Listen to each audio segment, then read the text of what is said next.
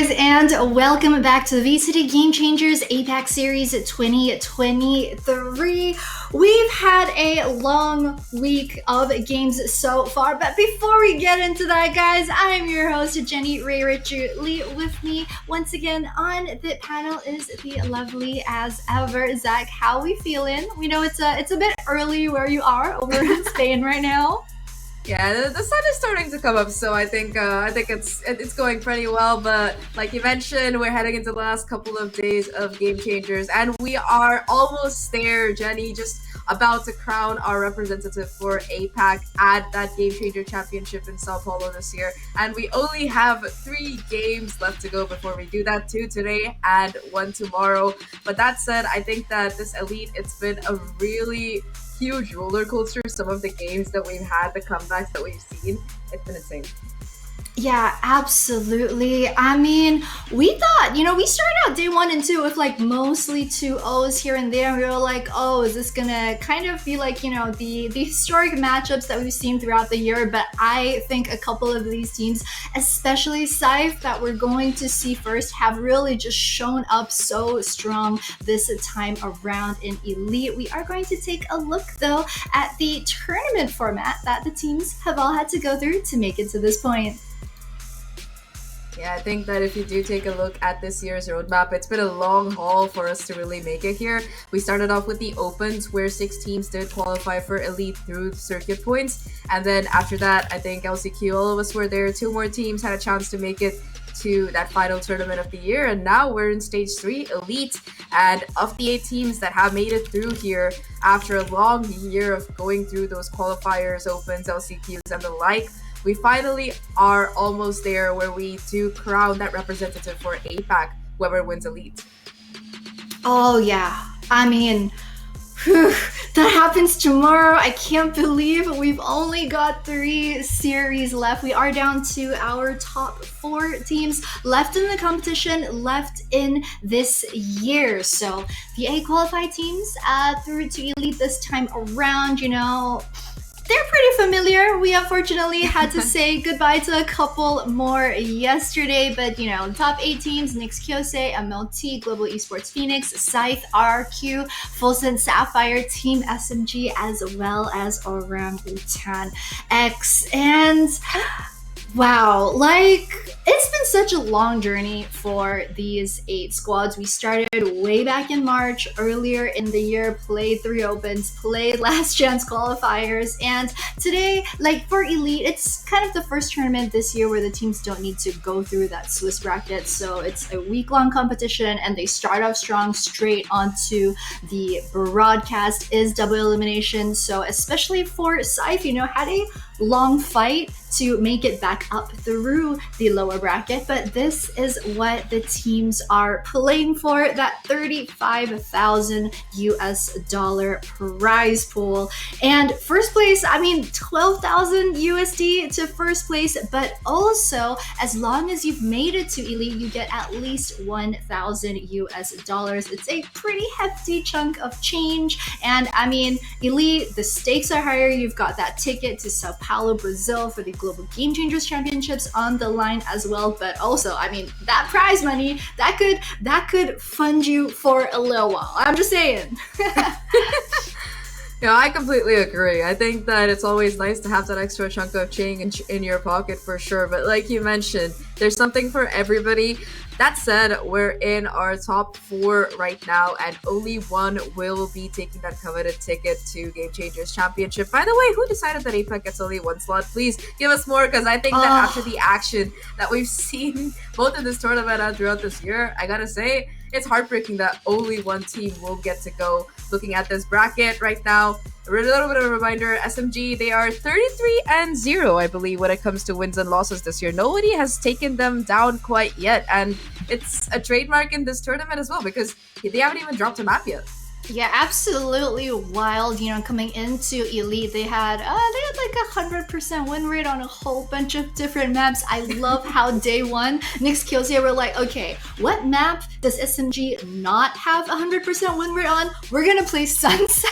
But no, not even whipping out the new map could stop these girls. Are straight through to tomorrow's final. And today's that penultimate day where we figure out which of the remaining three teams will make it into tomorrow's final best of 5 series. SCYTHE with their 2-1 over G Phoenix in their first round of the lower bracket, and then with their 2-1 versus Orangutan X yesterday, just cementing themselves as the top 4 in this round of Elite. So there's the schedule for today. We've got RRQ going up against SCYTHE NWJ in our first best of 3 series, and then the winner of that match immediately plays full sense of Sapphire right after that. And whoever makes it through to the end of today, like they for sure like will be worthy to be called like the lower bracket queens.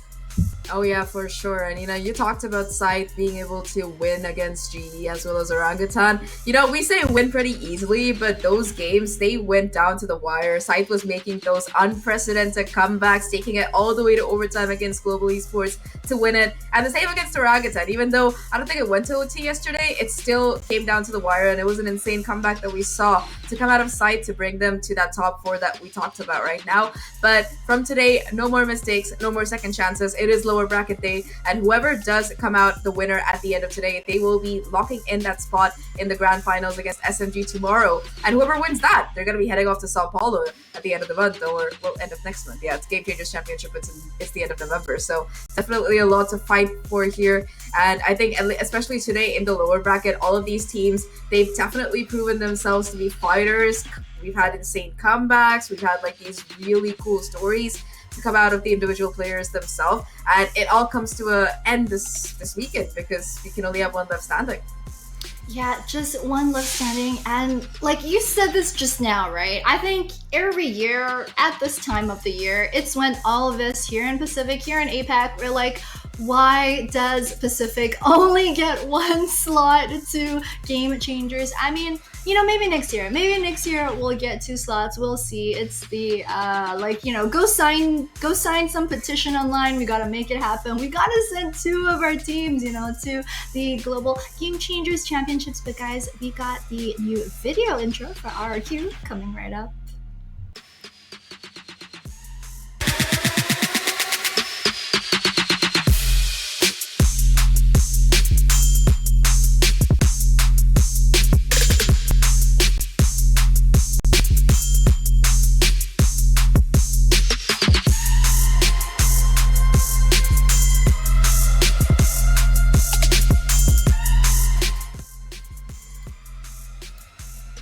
RRQ Kaguya, the squad that needs no further introduction on your screens right now. Aluka, Ayumi, Best Iceberg, as well as Nabsky. And this squad, I mean, we've seen them every single Open this year. They always have some pretty dang good performances. 3rd in Open 1, ended 5th, 6th, a bit unfortunate in Open 2, but then came back strong in Open 3 to end 2nd place, finally getting the better of Full Sense Sapphire at the end of Open 3, except until a few days ago when we saw them drop that series again. So here they are back in the lower bracket, and I think the big question is, because we've seen their matchup versus Full Sense Sapphire, and throughout the year it was like they met like 6-7 times so far in Game Changers APAC, and we were wondering, right, coming into Elite, will they be able to stand up against Full Sense Sapphire once more? Because in order to win Elite, they need to beat SMG. Before that, they need to beat Full Sense Sapphire, and this time around, they're back in the lower bracket. They've got to get through SCYTHE. Indeed, there's a lot on the line here. Like you said, tournament life here that is at stake for these teams. And I think that when you talk about RRQ in particular, where the core was regarded widely as arguably the best roster that APAC has seen over 2021 and 2022. And they were the favorite last year as well to make it to that Game Changers Championship, but it was Sapphire who caused that upset in the grand final to take over that slot. And now this year as well, it's been a big push and pull between these two teams here. But before we talk more about this particular match, I think that we do have a lovely video coming up for the Sapphire squad next.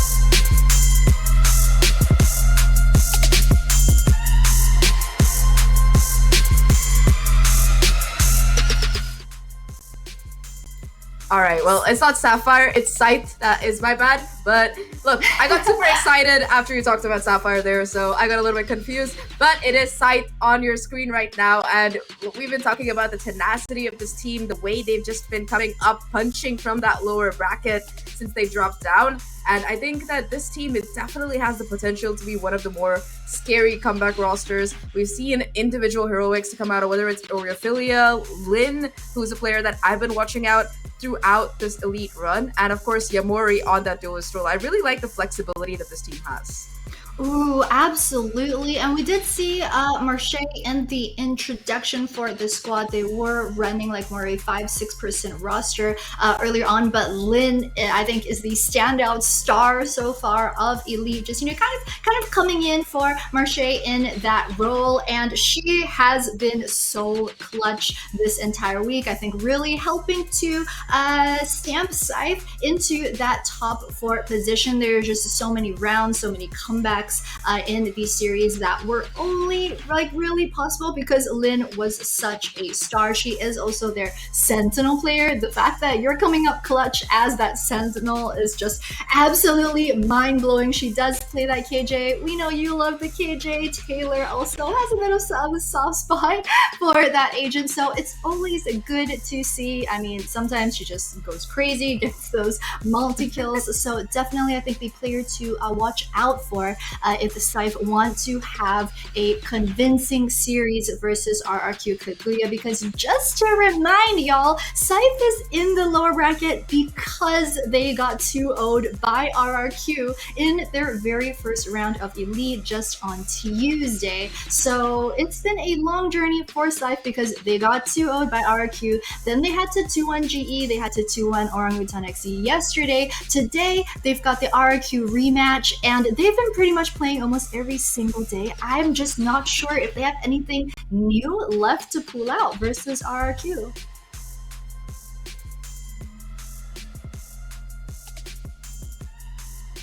SCYTHE to make it through. I think, like you mentioned, one of the first games that we did see in Elite, it saw the team going down 0-2, but they were both close games, 13-10 and 13-10, if I'm not wrong. So I think that SCYTHE definitely has the potential to come back stronger from that loss. They have demonstrated the resilience that we were talking about in that lower bracket so far, and I think that for SCYTHE, it's going to be pretty important to just stick to their fundamentals, because I think that's where RRQ kind of shown over them in that previous matchup. I think that RRQ, they had not just the individual plays that SCYTHE showcases so often, but also just demonstrated better defaults and stuff like that. They were able to just run through like so many of those executes that Kaguya had in play. It seemed like they were just super practiced and there was no way for SCYTHE to really break through it.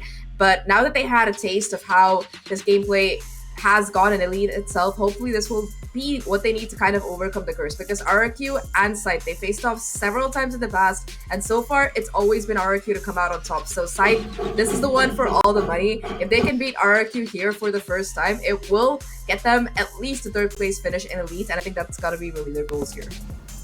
Yeah, absolutely. I mean, they've already, with this Elite performance, matched their absolute best performance this entire year. I think for SCYTHE, Open 1, they ended 4th place. Open 2, a bit disappointing, did make playoffs, but ended 7th, 8th, and then the last Open 3 that we saw them, they were 5th and 6th. So this time around, they're at least 4th place. They're already, at peak performance for this squad, but every time we see them, they've only been getting just that much better. So if there is a time for them to, Bankai. Is that what the kids are saying? I don't know. I don't know what new Zoomer word.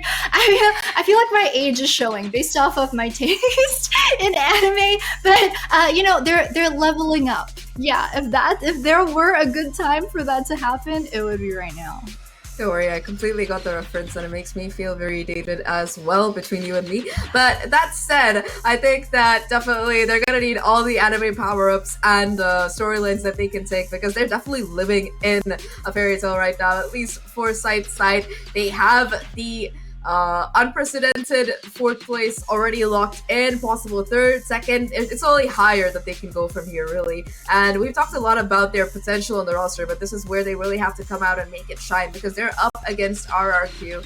I think that they're a team that really, like we talked about, they're a team that's been around. I think the core did win Elite in 2021 as well, narrowly missing out on 2022's victory. So I think that definitely it's a roster that has a lot of stories that they want to showcase as well. But before we head right into the game, I think we are going to be taking a little bit of a break, because I think everyone needs a break after the hype that we give them. So see you soon.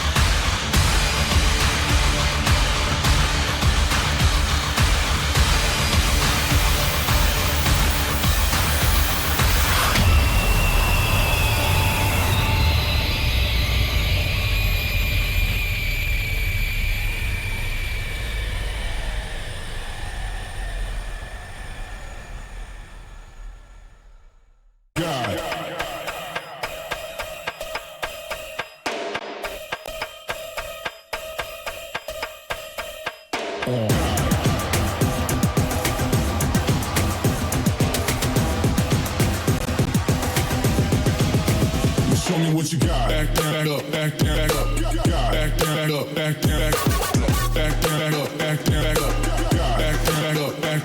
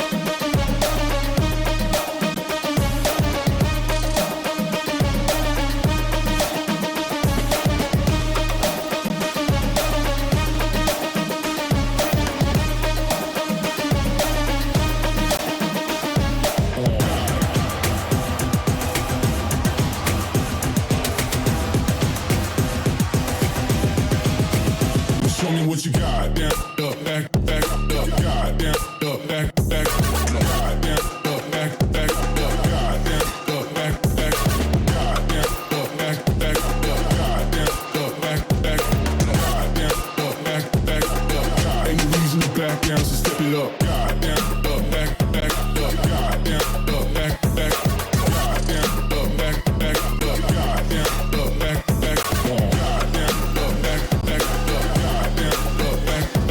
God, down, up, back, back, up, God.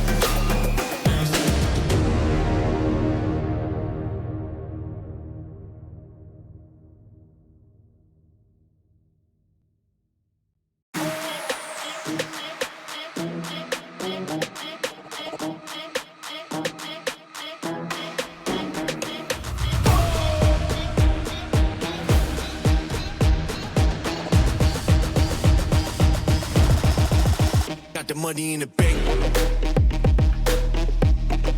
Hit you with the. Hit you with the bank. Hit you with the. Hit you with the 808. Hit you with the. Hit you with the 808. Bang to the break. Bang to the break. Bang to the break. Bang, bang, bang, bang, bang. I'm a boss, and you know that I'm finna shine. Got the money in the bank.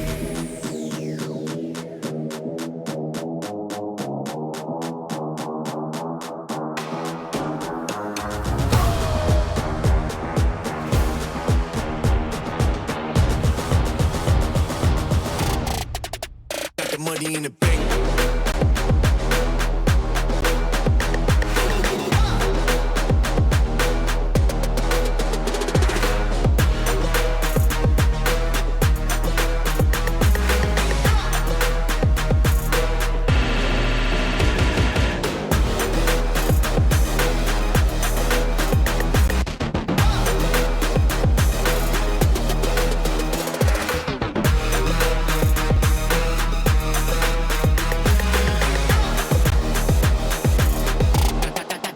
Got the money in the bank. Bank, bank, bank, bank, bank, bank, bank, bank, bank, bank. Got the money in the bank. Hit you with the 808. Hit you with the. Hit you with the bank. Hit you with the. Hit you with the 808. Hit you with the. Hit you with the 808. Bang to the break. Bang to the break. Bang to the break. Bang, bang, bang, bang, bang. I'm a boss, and you know that I'm finna shine. Got the money.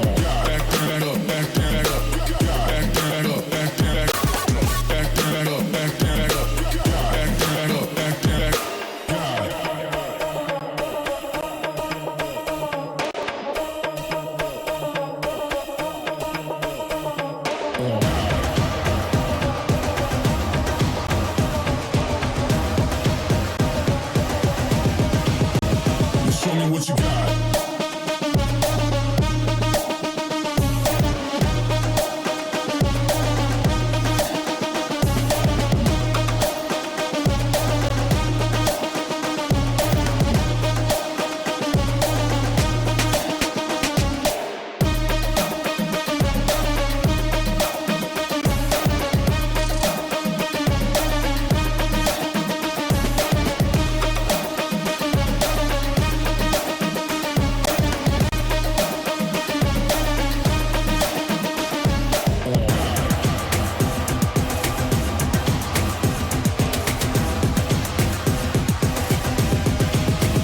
Show me what you got. Down, up, back, back, up, God, down, up, back, back, God, down, up, back, back, up, God, down, up, back, back, God, down, up, back, back, up, God, down, up, back, back, God, down, up, back, back, up, God. Ain't no reason to back down, so step it up. God, down, up, back, back, up, God, down, up, back, back, God, down, up, back, back, up, God, down, up, back, back, God, down, up, back, back, up, God, down, up, back, back, God, down, up, back, back, up, God.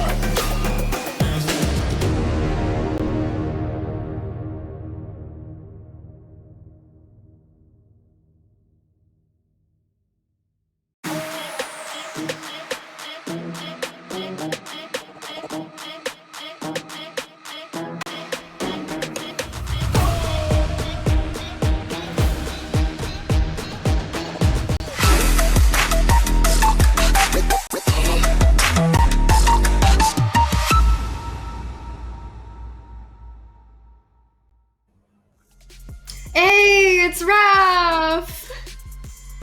Yes. No, it's Zach. I'm Zach. It's I'm I Zach. thought you were Taylor, you know, to be honest with you. That's also true. I'm honestly everywhere apparently, but you know, now we're gonna be focusing up here. I think there's a little bit of explaining we have to do for everybody, but you know, hopefully everybody's still excited for the games. Yeah, I think there is a bit of explanation over in the chat as well. But guys, the official explanation is here for the delay. Very unfortunately, we do have a player issue from the side of SCYTHE NWJ that they're unfortunately not able to fix it at this point in time just yet. So SCYTHE NWJ are going to be forfeiting their map number 1. So the score as of right now in Series 1 is going to be 1-0 to RRQ Kaguya. But, you know, they're still trying to get it fixed, and we should see that map number 2. Definitely. I mean, you know, as much as everybody hoped for a full competitive series, sometimes things happen, and I guess it's some of it is just really out of the control for everybody, really. But we digress. You know, everybody wanted to see a very, very competitive series, but unfortunately, we will have to give the first map away for years. I think Jenny already explained it. Yeah. Yeah, and you gotta feel for these girls, right? Because they're not gonna be able to play that map number 1. And just to refresh everyone's minds, after that break, that map 1 would have been played on Bind, which was a SCYTHE NWJ's pick as well. Because they're not gonna be able to play map 1, we will start the next map on Sunset, which was our RRQ's pick. But guys, we'll get more into that later on. We are going to go for a break before we come back with that map number 2.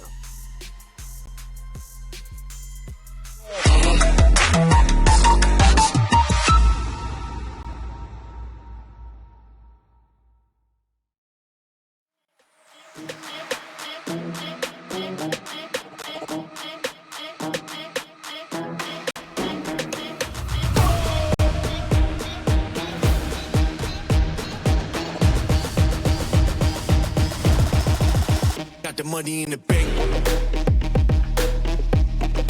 Hit you with the bank. Hit you with the Hit you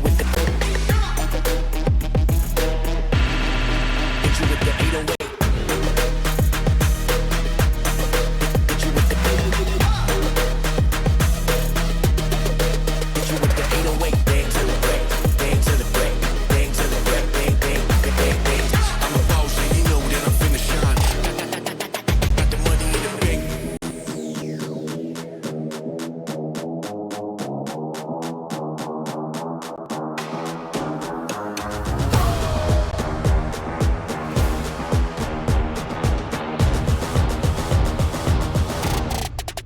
Got the money in the bank.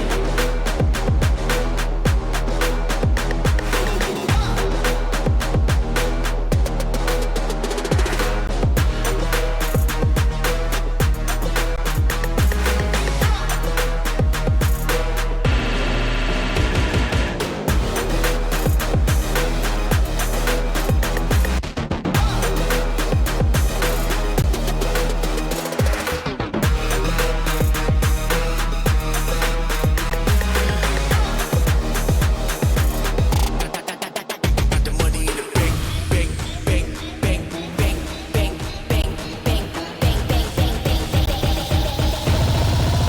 Got the money in the bank. Hit you with the 808. Hit you with the Hit you with the bank. Hit you with the Hit you with the 808. Hit you with the Hit you with the 808. Bang to the break, bang to the break, bang to the break, bang, bang, bang, bang, bang. I'm a boss, and you know that I'm finna shine. Got the money in the bank.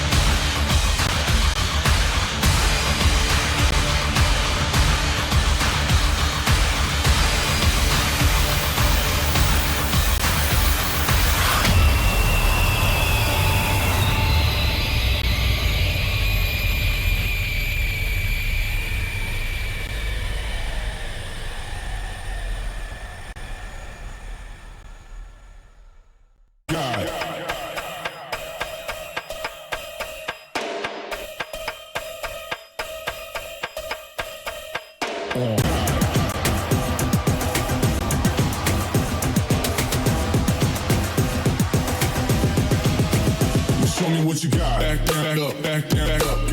Back down, up, back down, back up. Back down, up, back down, back up. Back down, up, back down, back up. Back down, up, back down, back up.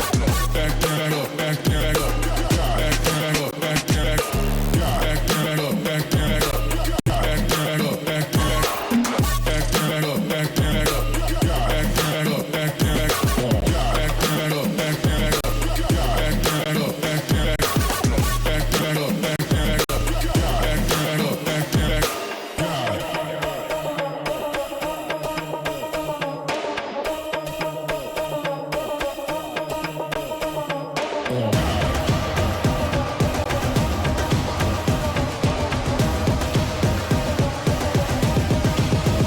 Show me what you got.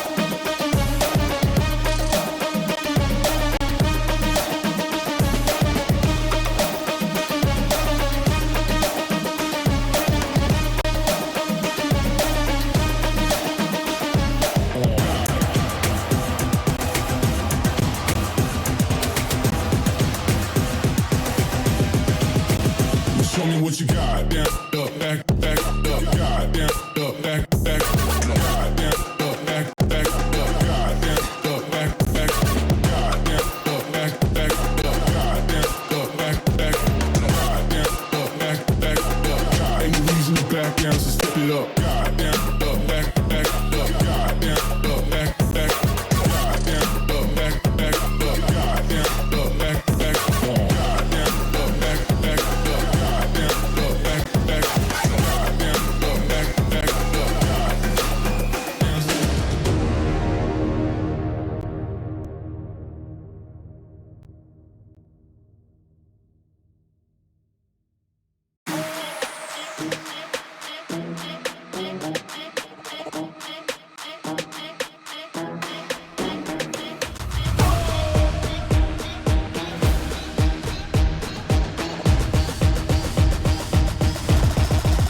Got the money in the bank. Hit you with the. Hit you with the bank. Hit you with the. Hit you with the 808. Hit you with the. Hit you with the 808. Bang to the break. Bang to the break. Bang to the break. Bang, bang, bang, bang, bang. I'm a boss, and you know that I'm finna shine. Got the money in the bank.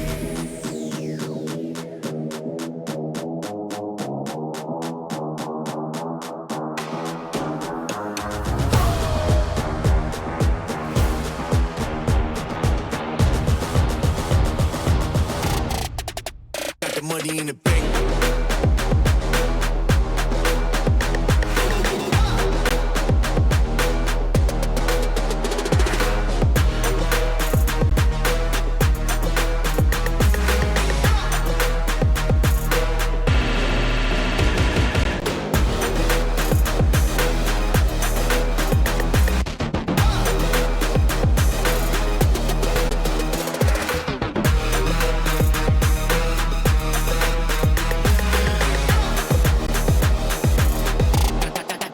Got the money in the bank. Bank, bank, bank, bank, bank, bank, bank, bank, bank, bank, bank. Got the money in the bank. Hit you with the 808. Hit you with the.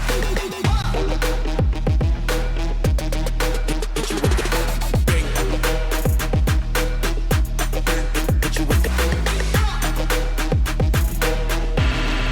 Hit you with the 808. Hit you with the. Hit you with the 808. Bang to the break. Bang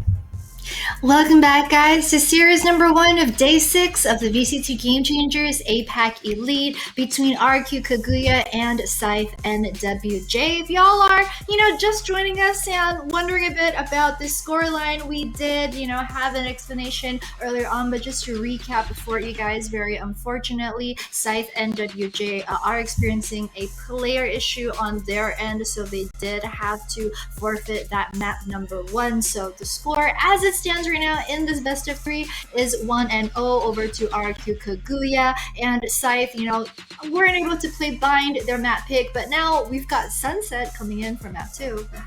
Oh, I mean, we've had our fair share of Sunset, and this was all thanks to SCYTHE. I believe they're the only team that's picked it so far, and hopefully going into the rest of the series, this isn't going to affect any sort of momentum or anything of that nature. But going into Sunset again, talking about SCYTHE, and at least from what we've seen, their timing is really good on this map, and it's been something that they've been decently comfortable with.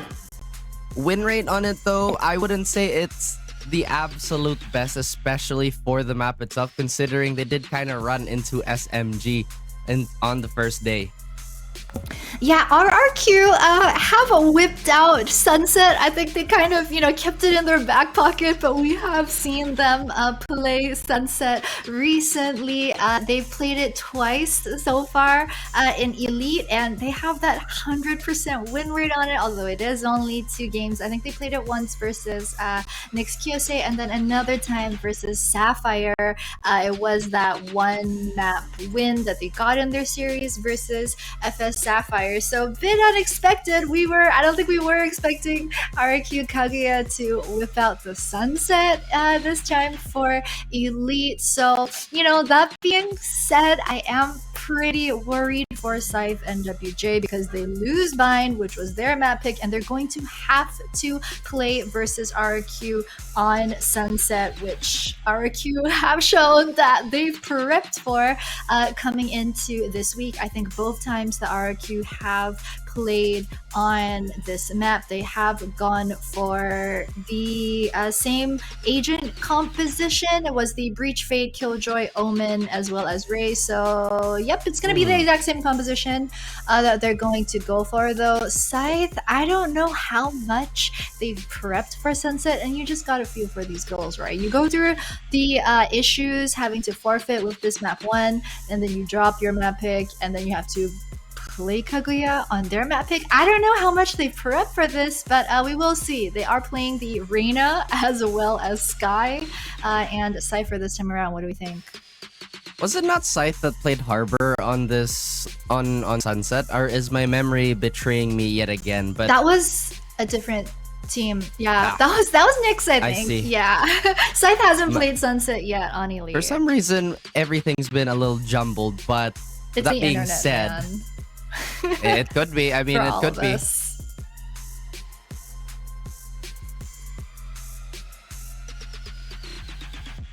I mean, they're down 0-1. This is their absolute must-win on map number 2. What do we think, really quick, before we hand it to the casters? How do you think this map will go? What are your predictions for the series, Raph?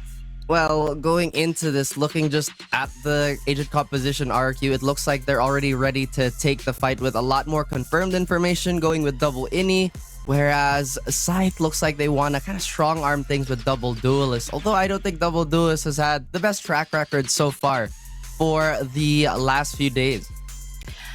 Whew, well, we're going to find out if SCYTHE can win this all-important map number 2. Guys, we've got your casters for today. It's going to be Taylor and Zach. Ladies, take it away. Thank you so much yet again to RRQ for that wonderful panel as well. And Zach, it's nice to see you. Haven't seen you in a while. Yeah, totally, man. Big surprise, I came here and they were like, yeah, you're gonna be casting today. No, I'm kidding. But we've been waiting for this weekend for a long time. It is Isaac, joined by the wonderful wonderful Terror to be bringing you the action. Like our panel did mention, this is map number 2 that we're going to be jumping right into. Because of some technical difficulties for the side of Sight, they have opted to forfeit that map 1, which is really unfortunate. But hey, they still do have a chance here. It starts with them being able to pick up the victory on this map number 2 Sunset, which we haven't seen them play yet. And looking at the agent composition, I'm really excited to see what these girls have been cooking up, because it's not often that you see that double duelists along really like jump into this particular map, especially the Reina pick. Yeah, hopefully they've warmed up, and technically we're on our second game right here, but the first played game right now for this series. And like the panel mentioned a while ago, a very important series for RRQ and NWJ alike, as this is one step towards that victory, and Full Sense is waiting for one team to go up against before we know who's going to be playing against SMG. Really exciting times that we have right here. Really exciting map as well. We've been seeing a lot of Sunset when it comes to Game Changers Elite, and I'm happy to actually see those. Me too. I think that we started casting on this very map on day number 1 between SMG and True. Kyosei, as our panel did bring it up. So it's happy. I'm pretty happy to see that more teams are willing to take control of the map right now. But talking about control, it's just Sight pushing up mid early on. They are not able to find any confrontations because of how RRQ are playing the passive game. But now that they've done that, switching to more of pressure towards the B site instead. Trailblazer comes out early on, clears out the space, but the spike itself, it needs to kind of be picked up. I feel like they finally just remembered, hey guys, we need to get the spike if we want to plant it. They do want to take up space around the map here, and mid control so far for NWJ, but it seems like RRQ not giving any intel at all, not giving any information at all. And I know this turret is already set up for them to make, or rather to wait for that contact. This is the paranoia settling in. There's an alarm bot right in front of Aureophilia right here. A little bit of a delay because of that as well. And from the left side, there's gonna be a Yumi holding down everything for the side of RRQ. 1-to-1 trade so far, very low on HP. That's gonna be a Mori and Sky Elise to go down. A 4v2 situation that we have right here, Zach. But then again, Aluka goes down and Napski to settle the deal. RRQ takes the first point. I really like that aggressive hold that RRQ had towards that site, because you can see how forward both Ayumi as well as, I believe it was Iceberg, were playing. Not just the alarm bot, but also just the fact that they had so much space and information up front here. And of course, it was just really good utility to come out of the initiators as well. Ayumi using the dark cover as well as the concussion to just peek out of the smoke, find that first kill, and then get another couple, really setting up RRQ for a great win. And now in the anti-eco, they're gonna have more than enough money to completely upgrade, it seems like. 3 Spectres and 2 Bulldogs. They're not really holding back here. And RRQ, Bess is gonna be the one to try and take up space towards main. The one way really letting her push the envelope on this, but it's gonna be Crescent to find a kill towards mid. A quick trade, 1-for-1. Aluka caught off guard right there. I think they're going to be able to have that space to pick up a Bulldog here anytime soon. But other than that, it's still a 4v4 situation with no money, with no other utility, or rather guns that we have right here for NWJ. It's going to be a difficult take. Paranoia settling in, connects to Crescents, but so far it's just them taking space onto market. They want to clear out the side here as Snapsky receives the pain shell right to the face, and Yamori really good on that utility kill. One enemy remains. Still though, it's best to have main control, and between her and Ayumi, they crunch in on whatever remains of NWJ, not even allowing them to get that spike plant through. And RRQ, they convert that anti-eco. Sure sight, they find their picks, they take out 2 guns, which makes his bonus look a little bit less easy for RRQ's side. And for Sight itself, they're going to be finally having that full purchase to come in. Rifles across the board along with that heavy armor. No ultimates available quite yet for the roster, but for Kaguya side as well, they're only 2 off of a showstopper, which might come into play. I think that RRQ in particular, they've been pretty good about converting these kind of bonus rounds. We've been seeing quite a few of those kind of plays come out from them at the beginning of the event so far, but this time around, I think Sight, with the double duels that they're rocking, they're opting for this pretty straightforward hit towards B. Aluka already trying to set Stealing up sight. the aftershock and maybe the flashes, but that's gonna be the first pick-off that they're trying to look for, and it's towards best. There's not gonna be any smoker anymore for the side of RRQ to delay this any further. Aftershock been thrown, and this is again RRQ playing for the retake and trying to crunch in onto NWJ. We have seen this since a while ago, and I think that dog actually capped one, and that's gonna be a Mori to settle the kill and a Yumi to get that trade. One dead. 4v2 situation as they take in on the side itself. They take one more pick, but that's more than enough for NWJ to really take on control, really play for that contact, and really get that first point that they truly need. I like this round coming out of NWJ. Like, of course, they go get that first pick, but immediately after, they cut noise for a little bit towards main, and then re-aggress, which kind of takes RRQ by back a little bit. You can see that they weren't super ready for the push to come in, and after that, NWJ, they're happy to capitalize on the better weaponry that they have for that round. And for RRQ itself, it was a decent bonus. Sure, they weren't able to really deny the victory for SCYTHE, but they do take out 2 of those guns, which you can see reflected in their economic situation as well. Both Yamori as well as Lin forced to play with the Bulldogs, and again, it's best towards this B main area who has just been playing spoil sport, takes so much control early on and finds a pick to boot. They take away Crescents here as well, so there's not gonna be a dog at least for the Sky and even a flash, and removing that eliminates at least that initiating power coming in from NWJ's side. There's no healing capability here for RRQ's side as well, so Bess needs to deal with this 5 HP that she has. She can still set up for Ayumi though, just in case, as they still have that paranoia available. But Ayumi, she knows there's gonna be someone that's gonna be the paranoia to push them out. And this one-way smokes that we're looking at, Zach, really huge in the part of RRQ and really delaying. Yeah, I think they've definitely done a good job of buying time.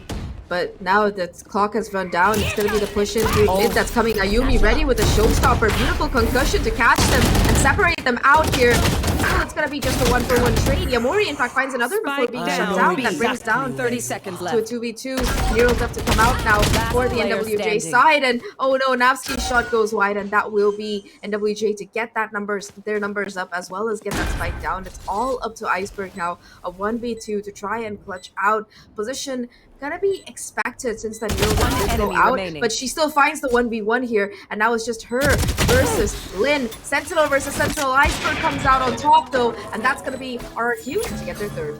A really nice isolating fight coming in here from Iceberg to make that retake happen here as well, Zach. And the thing is, for RRQ, we saw Nabsky have a hard time hit those shots in that specific angle. Well, it is actually very hard. You have to get that headshot angle perfectly aligned with your crosshair as well to really secure those kills. But this showstopper to the face really created a lot more of a space towards the side of RRQ, especially for Iceberg to roam around and even play around the smoke that they've set up here. And so far, for this first half that we're looking at, especially from RRQ and NWJ's side, it's more of a talking stage. It's more of trying to internalize how your other team or how your opponents are playing around the map and having those micro adjustments set up. Oh yeah, for sure. I think that when it comes down to those adjustments though, RRQ, they've been much quicker to adapt compared to a lot of the teams that we've seen. And for SCYTHE themselves, they have been struggling a little bit in that regard. It usually takes them that second or third map to come alive, and sure, they've been able to do that in the past, but with the score being as it is, with them already being 1 map down, they're gonna have to do their best to wake up a little bit faster. For this round, they don't really have the money to work with, but they do have that showstopper in Yamori's pocket. Once again, you can see them taking mid control in space early on, and RRQ, the adjustments that you talked about, right? It's just that they're opting to play towards that site instead. A side completely in the grasp of the Killjoy, and with that being the case, they're able to just rotate over towards the side where Ayumi, once again, with the off angle, able to find that opening kill. Looking for a little bit more here, satcheling in. 3 kills already on the One round, enemy before she's remaining. finally taken out, and the immediate trade to come through from Bess as well. It's just Oreophilia 30 versus seconds the left. world. Has the Vandal at the very least, but no information really aside from the fact that Bess is on site. The setups coming in from RRQ here really does kill a lot of time. and it really kills a lot of space for NWJ's side, honestly, as well. It seems like they want to take a side here, but again, a Paranoia will try to catch them. A stun maybe from Aluka will try to pinch them out as well. And alongside the Ayumi, who plays around those setups that the two players, Aluka and Bess, has been setting up for her, it just makes it easier for her to take on those double kills and those initiating fights, especially with that kind of scenario. And this is now a clean 4-1 so far from the side of RRQ. But despite that, that was still like a half buy, a semi buy coming in from NWJ's side. Now this is gonna be that full buy that they're looking for, and they need, or they really would want this round, but that's gonna be the push. The disrespect through the smoke from Ayumi, and even Navsky now with a triple kill, trying to hunt down the rest of the players here. And Aureophilia, though, will be able to catch one at least, making this a 2v2. Off the back of that, they have control of the A site now that they've shut down Iceberg. No more Killjoy to worry about here, and they will be able to at least get that spike down. Yamori's still with the showstopper in their pocket as well, so that's some utility that's going to be super useful in that post-plant 2v2 situation. It's going to be RRQ on the retake here as they try to take up space. Nightball to come out of Napsky to make sure that nobody's going to be playing up on site. The Prowlers clear out the corners as well, so now at least with the boombot coming in, it's gonna be best to know where the player is, but it's a crossfire, or you're really have to swing out in time, finds that first kill. It's all down to Napsky right now, hit by the Paranoia to boot, has to isolate these fights, dark cover. There's just so much against her in this case, and even though the showstopper from Yomori comes out, it's not gonna be necessary. Aureophilia with 3 to get a sight their second round, and it was just Aureophilia all the way. You really see how important is this round for them to really take. You see them in the 2v1 scenario pulling up a showstopper just to secure and make sure that the round actually goes towards their team. And it's badly needed, as if they want to make that 4-4, maybe like make things a little bit easier and even for the time being for their side. They have to do what they have to do and win that round. Now we are on to a 4-2. They used up the showstopper here, but they still do have that Seekers advantage that they could definitely use. But so far, Crescents has been the one that always gets caught off guard by the people or by the players of RRQ. And speaking of off guard, that's gonna be yet another push on B main from Ayumi and Bess. This time though, it's gonna be a sight to come out, even numbers here, instead of just falling to Bess. Ayumi at least able to pick up a refrag, but still with Lin going down, that's just more pressure on the side because they don't really have anyone to watch for that flank. Seekers to come out now from the attack to smoke out the positions of wherever these remaining players are positioned here. Aureophilia not gonna expect Iceberg though to be so ahead.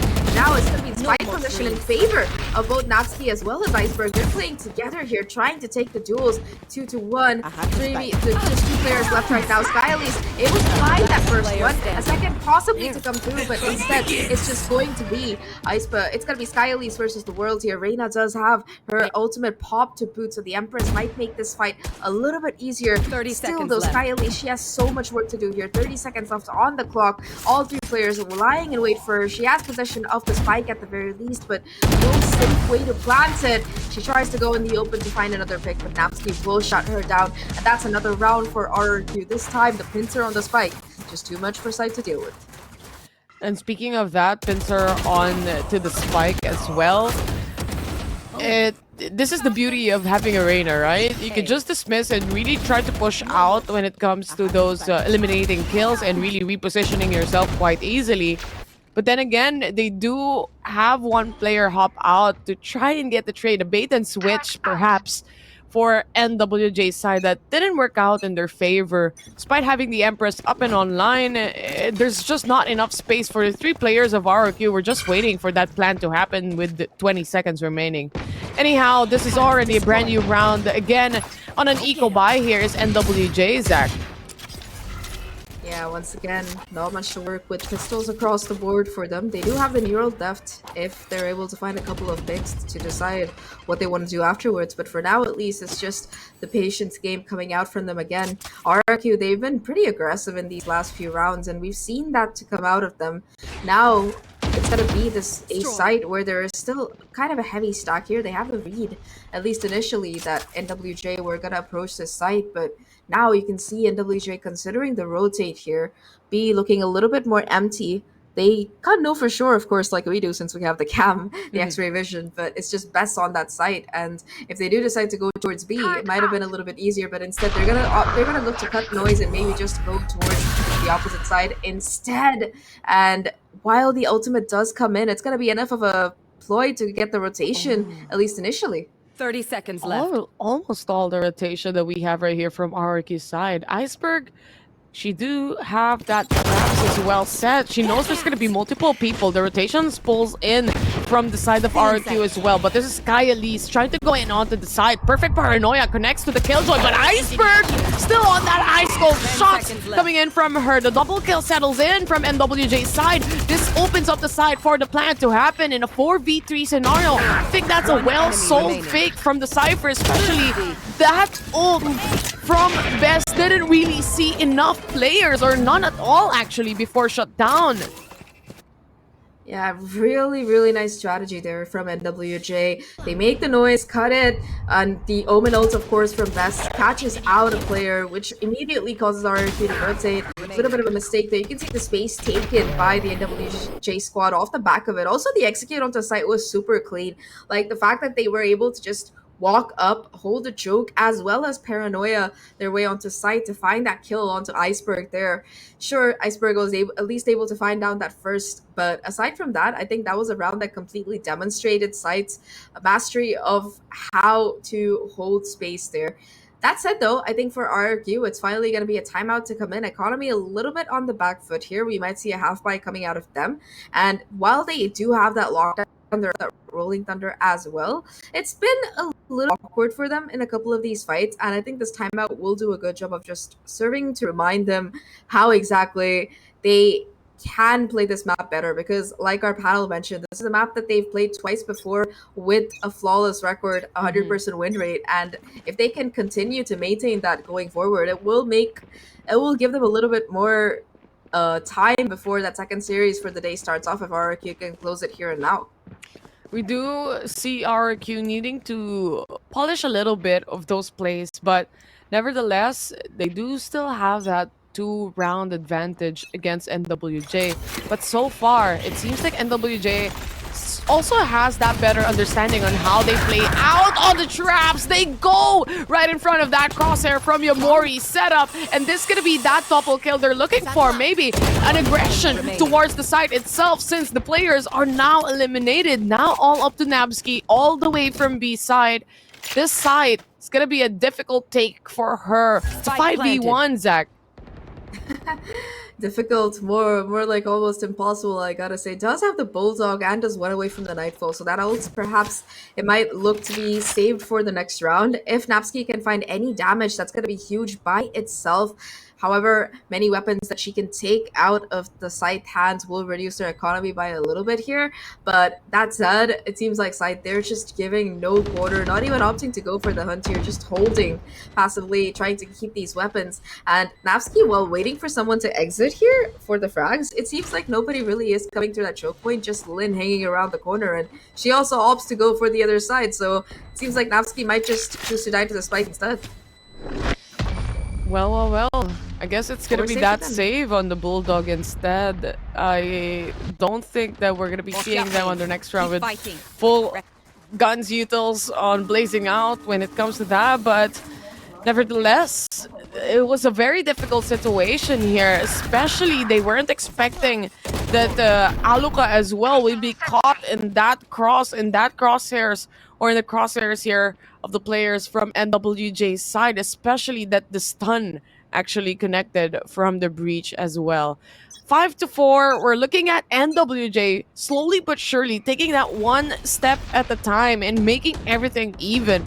And I think it's a familiar points that we're looking at from the Sunset maps that we've seen. This first half usually have that mid or non-advantage at all, but when it comes to the second half, when they finally understand how the aggression works out, how the plays work out, I think we're gonna be seeing more of a one-sided match, but not quite sure with who. I think that's a great point that you make. It comes down to how exactly you want to work around the map and spacing issues. And I think that for NWJ, they've been pretty commendable in bouncing back despite all the setbacks that they faced today. Definitely now have a chance to equalize things, maybe steal the lead away here. And NWJ just able to walk around the corner as Crescents to find that kill onto Iceberg. She's been playing that angle for so many times in these previous rounds, and this time around it's just going to be almost a swing and free fire that will take her out of the equation, that will push NWJ on the other side of the map to try and take even more control here. Two players still towards main, holding down the crossfire. That said though, it's still going to be a 1-for-1 as like Yumi finds Yamori, but immediately gets traded down. Napsky towards mid as well, holding down the line, finds Oriophilia, and with 20 seconds left, they have to make a move somewhere. The spike itself, it's headed towards A. It's going to be a run. It's going to be a marathon for 10 seconds NWJ left. side as they want to plant that spike. And this setup that we're looking at from B, from RRQ, has been working out greatly since a while ago. Nightfall has been used, Napsky for that first initial pickup that they need, but that's a quick trade coming in from Lin as well. They do have the flash settling in from Luca's side, but she also has that rolling thunder to really push out the players of NWJ. Has been used right here. The flash has settled in, nothing to lose, nothing to see, but so far that's gonna be that kill that they're looking for. Skylise to go down, but Lin fighting for her life, and she thought it's still being diffused here. Best to play it around, making it a 6-4. Little close there. Too close for comfort for RRQ's side, but they make that retake work. Both of those AoE ults, the Nightfall as well as that rolling that are coming in huge there to enable them to really make that retake. Of course, this kill through the Cyber Cage as well by Napsky onto Crescent, really bringing down the numbers advantage. That said though, for NWJ's side, they still could have possibly tried to play a little bit more around the time, but we've seen so many pros don't fake moments where people just stick the spike that it made sense that Lin had to go check that quickly. Unfortunate that she didn't have any more bullets in her actual gun, and now it's a bit of change of pace to come out of the NWJ side. They look to get aggressive right off the bat towards A, but RRQ, they're just playing so ahead. They get that first kill, and tag of Sky is so low. And this time around, Crescent's is not on the board as well to get or give any heal. The flash already done and over with. Damage has been done. Ayumi moves away, repositions herself. The setups from RRQ has been phenomenal in the time being so far. Painful settling in, but that's gonna be that double kill Oriophilia is looking for. 3v1 scenario, very low on the HP, but then again, Napsky to take cover and really finish things off for RRQ's side. What a setup that we're looking at here. Yeah, just no space to be found for the NWJ side as they try to push into this crossfire. Of course, the reswing from Ayumi as well was almost picture perfect there. Warriorfilia did her best. She found a couple of kills, but still, RRQ, like you mentioned, their play, it just had no answer from side to side. That said though, for side, they have a couple of those ults available for this round. One of the Seekers, if they can get an ult orb, as well as that Showstopper in Yamori's pocket. It might be enough to like really let them power through and get this round. But Ayumi has a Showstopper of her own, and Iceberg, she's been holding on to this lockdown for a while. So I think that for RRQ, looking at how they're playing this map, they're definitely opting to get that early info and then possibly go in for a retake, because usually you see them pushing out a little bit further. This time around, it's just them holding back. Well, holding back for RRQ. It works out in their favor a lot of the times. Having that Prowler try to find someone and reacting to it, just exactly how they're doing as well in B main. As soon as there's gonna be that sound cue, Best is ready to throw in the Paranoia. Repositions herself, especially with the Pain Shells trying to take action here. Sky Elise goes for the pick-off, finally seeing the skill to initiate the entry from the time or for the side of NWJ. That's going to be that cleanup for them. 4v2 situation, a lot tagged with that hunt as well. This gives info, but how far can they go? They need to settle on this post plant as well and one onto B main. The rest waiting for other players from RRQ to make a retake happen.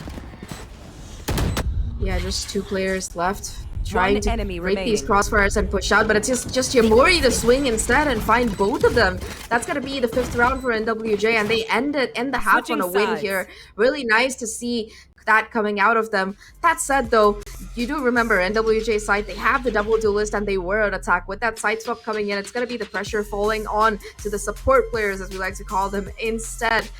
But before we head into that second half, let's see what our panel has to say about everything we've seen so far. Thank you, Zachar and Raf. I mean, RRQ, they just look so much more comfortable and much more practice on Sunset. It is 7-5, so it is Scythe keeping it close, but what do we think? I mean, you know, still looking at the whole macro scale of both RRQ and Scythe, it just is very apparent that even with their defensive layout, RRQ is still the more daring team. Although I feel like it is live by the sword, die by the sword, because there are times where they're not in positions to trades, or they're kind of overextending into no man's land territory, and they kind of get picked off by NWJ's whole death ball, you know, when they're stacked up together.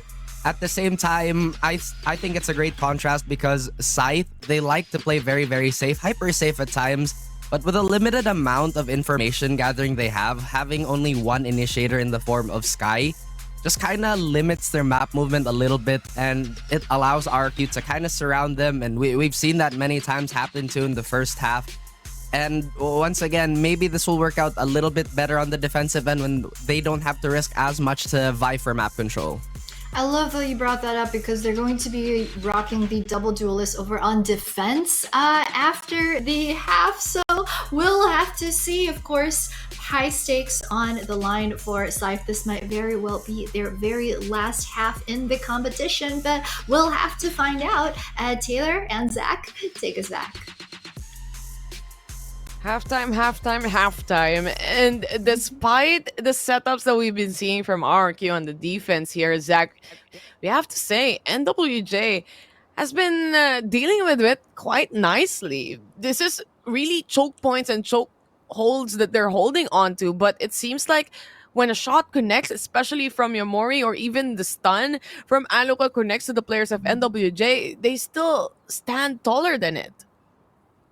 Yeah, for sure. I think that one of the points that Ralph brought up really made sense, which was that Scythe, if they're in the situation where they're playing the numbers game, where they're kind of stacked up, it's proven to be advantageous for them when it comes down to trades or finding those kills. And with the side swap coming in, the kind of plays that we saw coming out of RRQ, the proactivity, I think if Scythe can pull together similar kind of plays, it might really help them to get the drop onto this RRQ side. That said, though, RRQ, first round in, this pistol, they're not really doing anything super fancy. A little bit of a slow start for them, sure, but they're just going to be sending it down into this B site. Ayumi has gone in alone, separate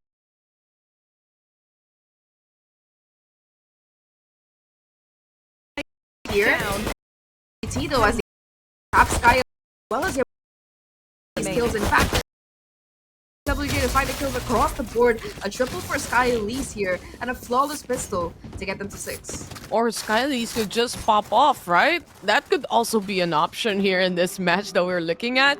That attack, it seemed like he knew exactly where the race would be, where Yomori is hiding through, but didn't get that punish, didn't get that kill. No overheating from NWG's side. They wanted to make sure that a retake scenario is more viable in the time that they're looking at, and also in the time frame that they're playing at as well.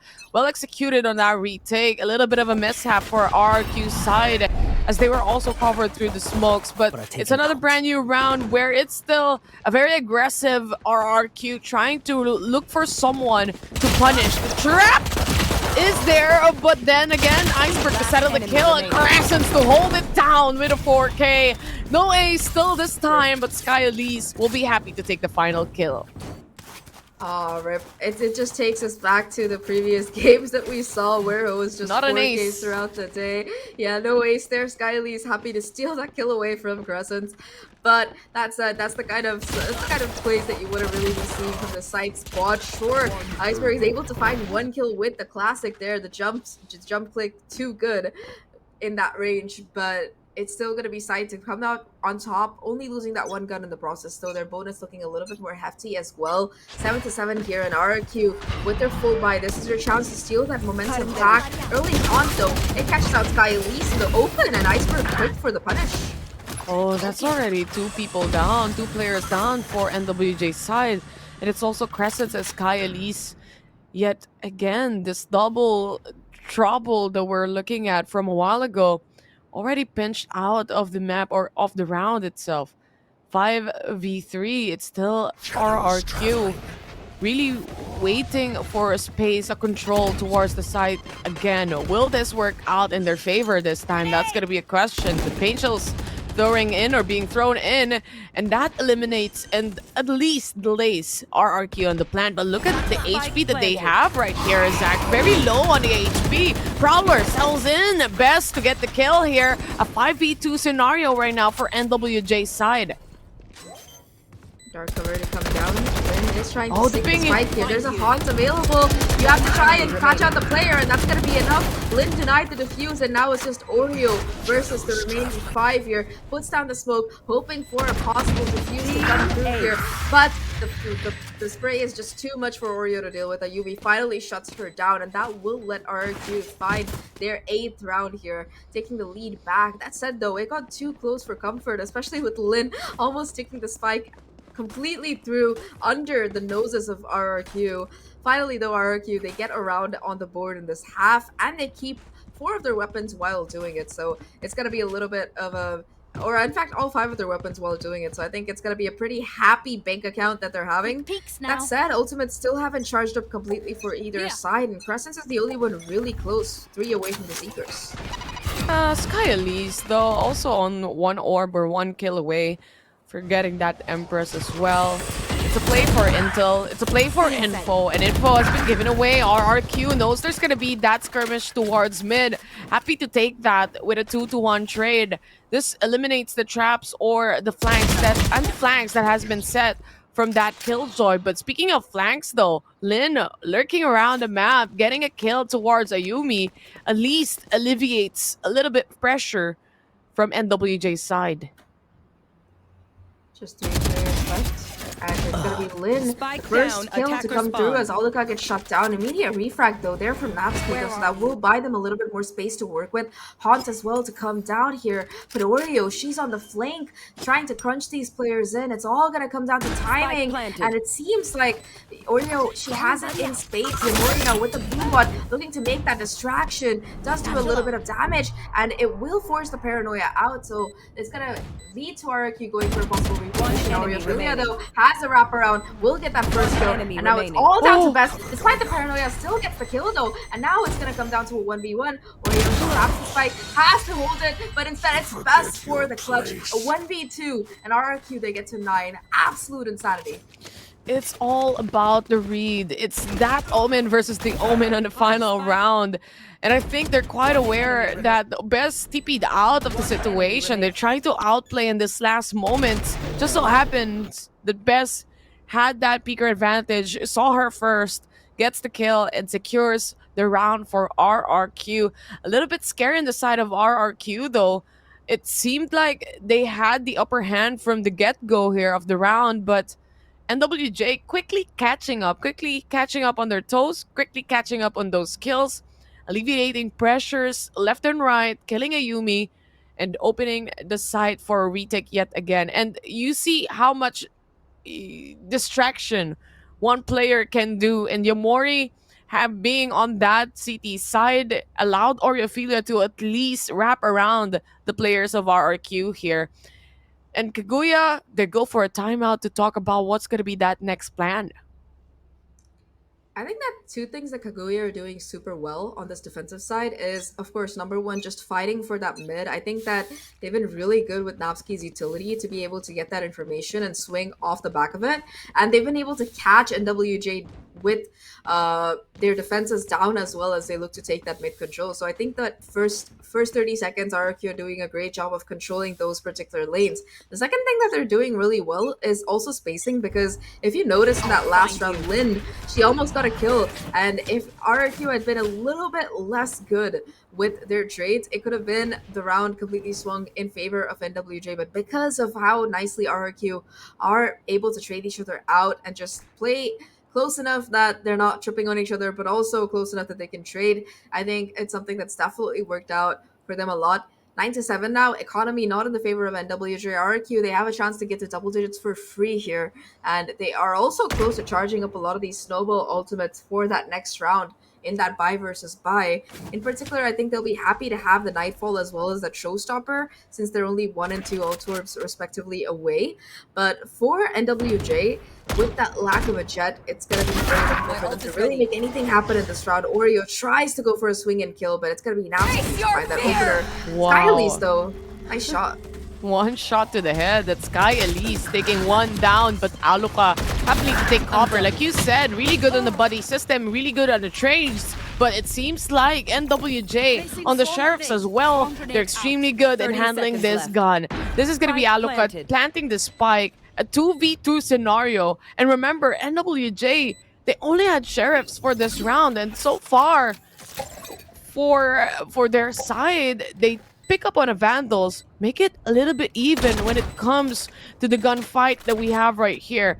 They don't have any smokes. They also pin down that nano swarm. Someone has to peek, but who will? enemy That's gonna be that play for contact enemy instead. The push settling in. Yamori has the paint shells, recovers from it, and that's gonna be the kill, the retake, a thrifty even. Insane thrifty there to come out of NWJ. Like you mentioned, super good shots out of the Sheriffs individually, and they were also super quick to pick up on the trades here as RRQ found the openings. So I think that for once, the excessive attempts at control from RRQ actually resulted in them being punished quite a bit. You can see that so many of these rounds, they were in so many of these kills, they came out in such odd spaces. And of course, just the fact that it was a 2v1 that NWJ were taking in a lot of these situations made it work out. You could even see that towards the end, there was a headshot sort of to come out onto Yamori there, but she still played it calm and was able to confirm that final kill. So that will be not just NWJ side taking the round, but also looking at their ultimate economy. They've been building it up over the course of that last round, and them being able to win it in that regard sets them up for success because they have not just the Showstopper, but also the Neural Theft and Seekers ready to go. Really a lot of utility to play around here on retake scenarios and even on aggression if they really want to take up control in space. And if the timing is right, even why not? Especially you have that showstopper available and a seekers to give out a little intel towards their team. But I also want to talk about that final round we saw while we are on a technical pause podcast. No one would peek from the side of RRQ unless you tap the spike, right? They don't have any smoke setup anymore. They're only gauging on that nano swarm to maybe put a little delay. But you saw how NWJ decided, and this little of a decision making, this little adjustment that they did, they were able to catch RRQ off guard. They instead go for the push. They know it's gonna be not even if they all stay on B main instead, and they would just play around on a bait and switch here. And well read and well executed from NWJ's side. And having that kind of decision making on your team, especially in these circumstances, says a lot for the team of NWJ. Of course, and I mean NWJ as well, right? They've been kind of the underdog throughout the year. Of course, I think that SCYTHE themselves as a team, the core of this roster, they've been making elite for the last few years, but they've never been able to really hit that pinnacle. And this year, it's going to be the first time that they have a chance at that top 3, even to go further. And despite all the unfortunate circumstances that they've been facing today, they still are fighting for their tournament life here. If they can take this map and push us to Lotus and convert it there, they're still gonna be in this. So even if that first map it had to be forfeited due to those unfortunate circumstances, they're still not ready to let it go. That said, though, for RRQ, they have a little bit of the opposite problem. I think that even though they've been a top 3 contender throughout the year, they just have struggled to make it past that finish line, whether in regards to SMG or to Sapphire. At least in Open 3, I think they were able to finally shut down Sapphire and finish second. But that said, that first place, it still eluded them. And remember, this is a roster that has a history of making championship history, right? They were able to win out all of the events under Alter Ego, and with the exception of Elite in 2022, I think they have a lot of trophies on their shelf already. So they're just looking to add to them. Maybe this time will finally be the time where they can overcome all the obstacles that stand in their way and see them going to an international championship. Yeah, I completely agree with what you said. And other than that, also, we've been seeing RRQ drop some balls as well when it comes to that latter part of the game where it's very crucial for the team. And they do have that advantage already, but nevertheless, we're looking at a new round. Best playing around with her paranoia. It connects to Yamori, but not to Crescent, allowing her to get that open kill. Yeah, the two-person push, again, this time around from side, though, finds value, as always. And RRQ are quick to just move off the back of that. They look to take pressure and control this A site. There is still a Cypher setup around here, though, so Lin might be able to find a kill or two and put that hero depth down. Oliver watching for that, though. Spots the head, gets that kill, but it's those Skyleys for the immediate refrag. Now a 4v3 retake to come in for site. Seegers gets a little bit of info here. Mid skirmish, that's what RRQ needs. But NWJ, that showstopper timing is just perfect to kill off the two remaining members of RRQ on City's side. And really, Skyleys and Yamori just helping each other out, meeting in the middle to punish every player of RRQ. Well timed decision from that showstopper as well to completely shut down what RRQ is trying to do here. Yeah, I think the fact that it was able to find both of those kills, and it kind of lets the fact that Skyleys was able to find that third player as well. Really clean retake to come out of side. Now, though, it's going to be a full buy for both sides. RRQ, they're the ones with the ults, because remember, in that round, side, they used the Showstopper, the Seekers, as well as the Empress, so that only really leaves them with that Nero left in their pockets. And RRQ, off the back of these ults, looks to get aggressive early on here. Oreophilia takes that early fight, but Napsky there for the immediate punish. First blood for RRQ in round number 19. Not expecting there's going to be 3 people swinging out of that smoke, probably, for Oreophilia's side. But removing her from this round that we're looking at, there's not going to be that smoke delay that we are about to see. RRQ, they put on the Killjoy lockdown. They want to make that space. They want to create that space. They know there's going to be a little bit of a gap on the left side, but they're happy to take that with some of the utilities. Yumi already pushing towards Market here. The showstopper pulled out, but a quick trade-off from Elise. Elise, for the time being, 4-3 or 4v3 situation. This is a retake still bound to happen. Can RRQ hold it down? They're already set up in that close plan situationing as well. All 4 players towards main, just trying to play on contact with the spike. Nero have to come out, and off the back of that, rolling that are immediately reinvested by this RRQ roster. Napsky takes the fight, finds the kill to Lin, and it's just Yamori and Skyleys now to try and make something happen here. But RRQ, the crossfire is just too strong. The showstopper, it was just the opener for them. They are able to convert the round off the back of their own ultimates, and they still have the Nightfall in store for this next one, 10-9. Like you said, they do still have that Nightfall, and even if NWJ was successful in trying to pinpoint some of the players of RRQ, I think they would be gladly or happily pulling that out just to secure this round. A very essential round, because this is already that double-digit scoreline that we are looking at, and this at least makes a little bit of an ease towards that money, towards that economy for the side of RRQ. But for NWJ, it's a timeout they must do right now. They do have to talk about what their next steps are going to be, the next plan is. I do like the perception, I do like the plan to really push out B main. They knew it was all B main. The intel was completely there because of that neural depth from Lin that we had. But yet again, it's a cross that has been set, a time, a spike ticking away.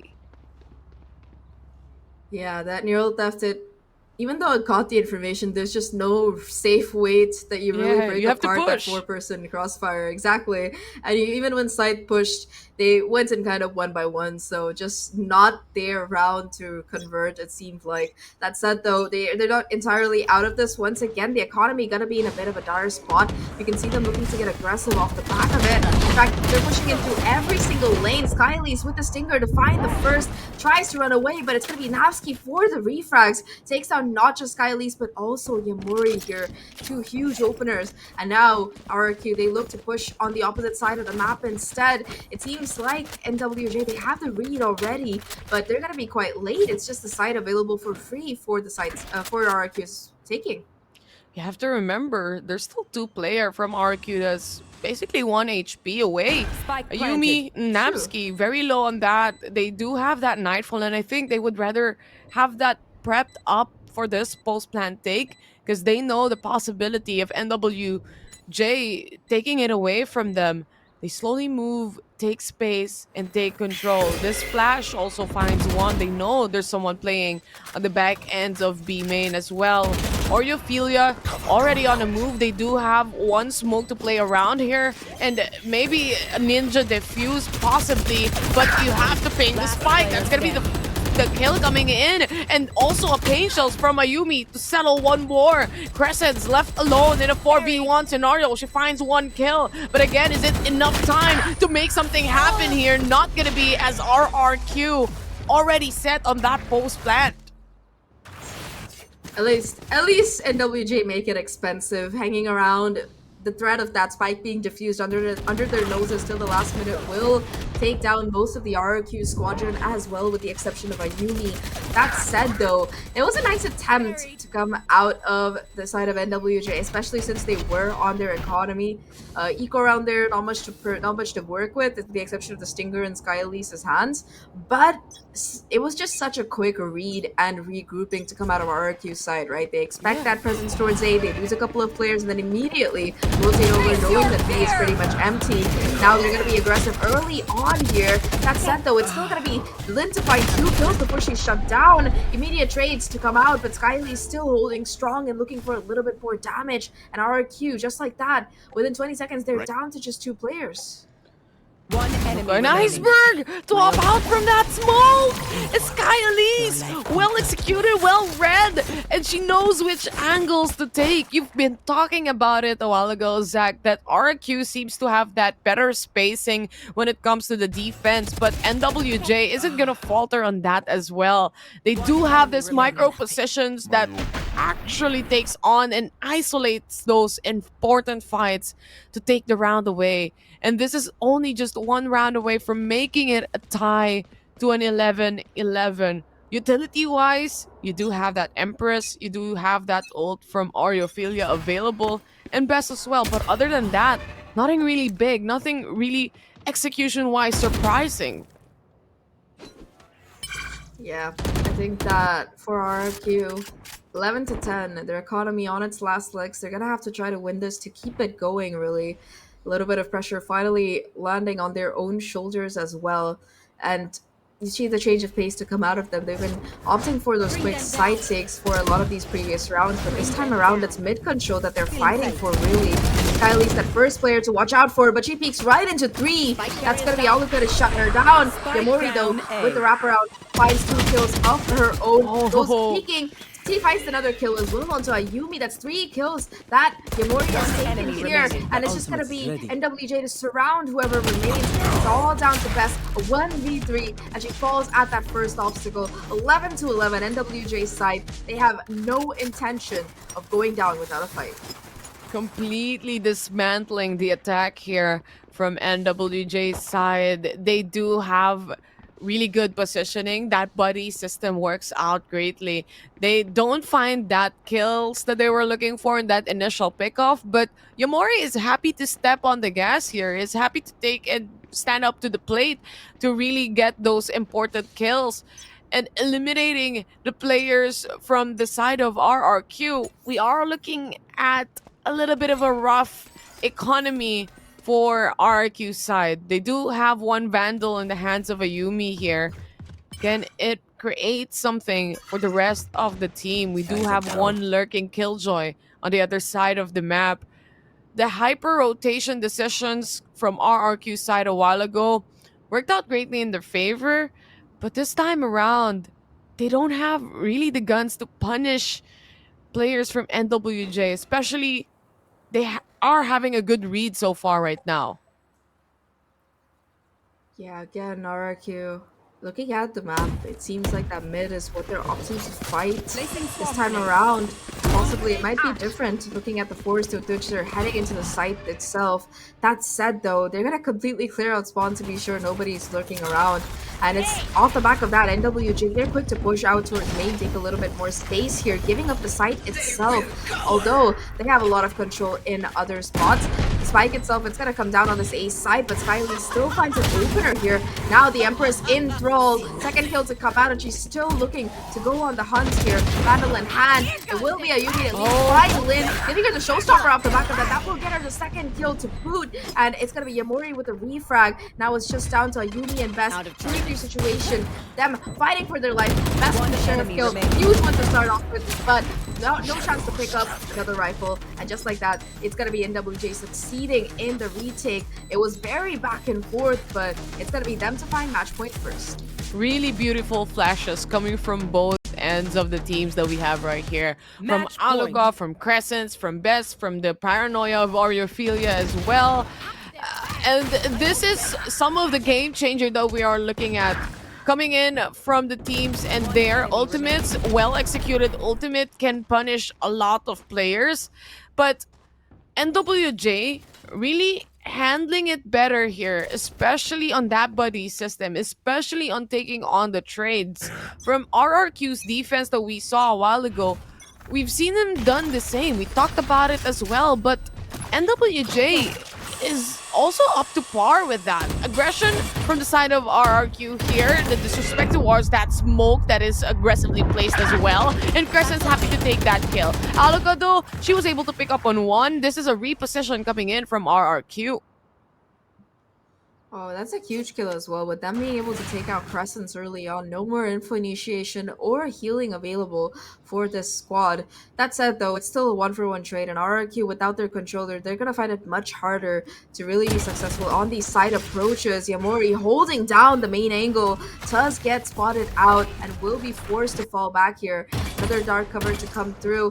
Yamori just peppering through the smoke, hoping for a lucky shot to come in, but instead it's a rolling thunder that will push RRQ forward onto the side. Uma does get broken before it does too much damage here, and that will be the opener that RRQ really need to take space on the side. Paint shells though come through, do quite a bit of damage in the process to Aluka, who was planting that spike, and this 4v4 retake suddenly for NWJ, it looks much more doable here. Ayumi in the corner though, trying to stop it out, finds the first kill, knows there's another player, Lin takes her down, and then now it's just Aluka and Napski to deny this retake from happening. Neural theft to come out, Skyleys finds Napski, and it will be Skyleys for both the kills. NWJ, they come back 13 to 11. We have map number 3, Lotus coming up.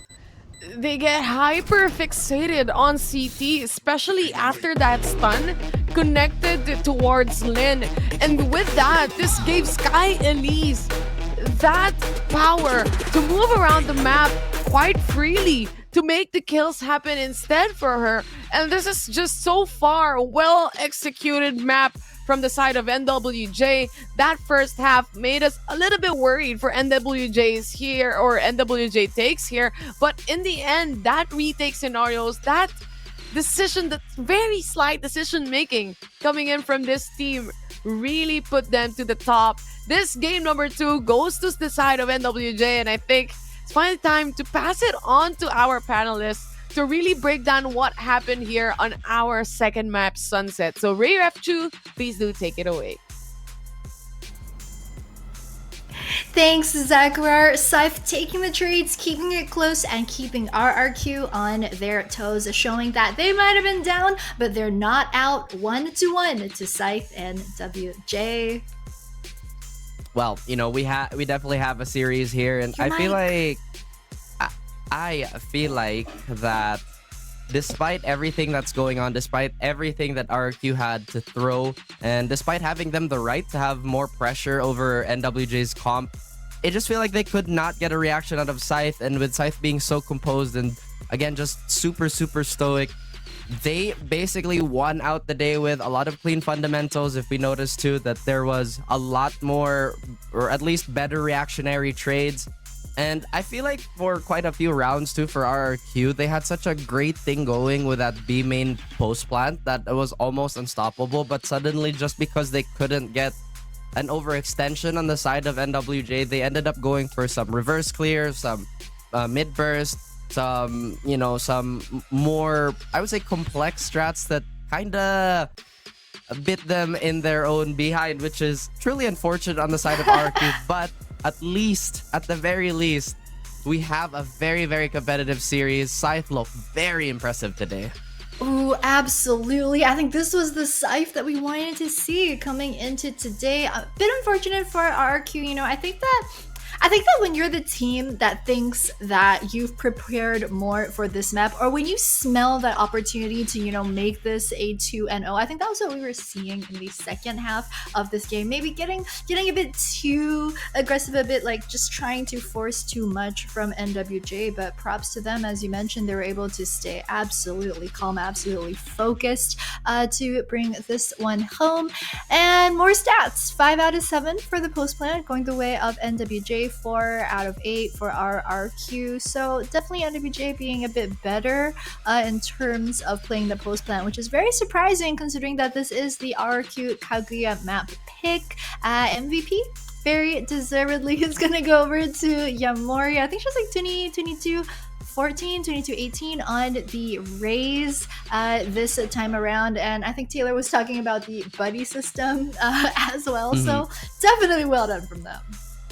Absolutely. And just to circle back on what we were talking about earlier with SCYTHE simplifying the game and just, hey guys, let's wait out the round timer. It seems that RRQ is pretty much playing at one speed at the moment. I felt like RRQ could have defaulted a little bit more on that map and maybe change the tempo up, because there were also quite a few times where I think it was Oreophilia taking a few unnecessary fights just to once again stop that B main hit that looked so successful for RRQ. But maybe this was a case of overthinking. In any case, we're still going for a third map. It is now all tied up 1-1, RRQ. Oh yeah, that third map. I mean, we were hyped. We were so excited. It is going to be Lotus coming up next to see which of these two teams will meet Full Sense Sapphire later on in the day. Before we get to that though, guys, we're gonna go for a very short break. Spike planted. Inevitable. One enemy remaining. One enemy remaining. One enemy remaining. One enemy remaining. One enemy remaining. Got the money in the bank. One enemy remaining. Hit you with the Spike planted. bank. Hit you with the One enemy remaining. My ultimate. hit you with the 808. Hit you with the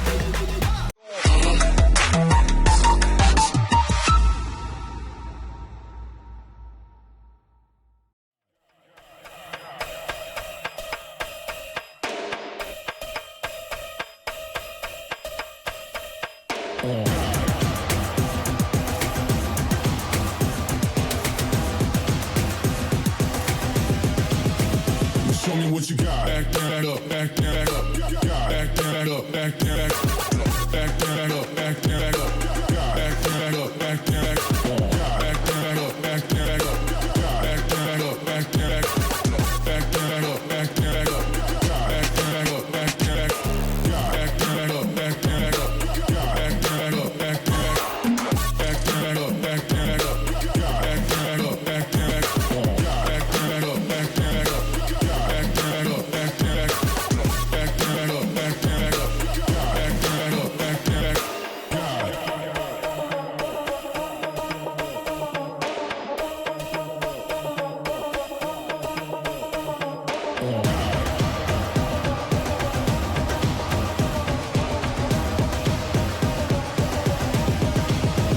Show me what you got.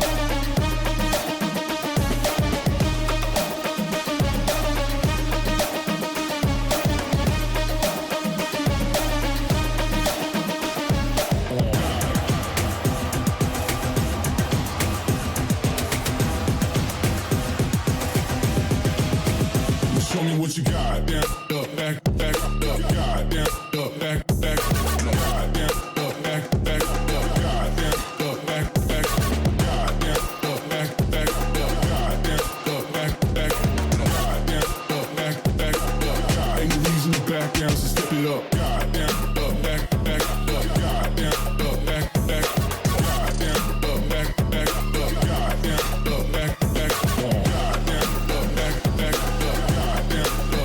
back, goddamn, up, back, back, up,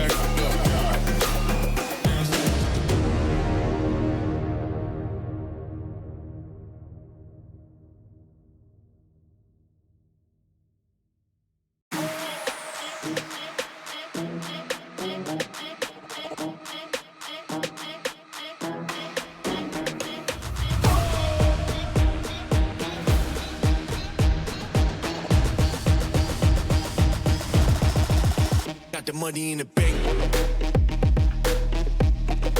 Hit you with the. Hit you with the bank.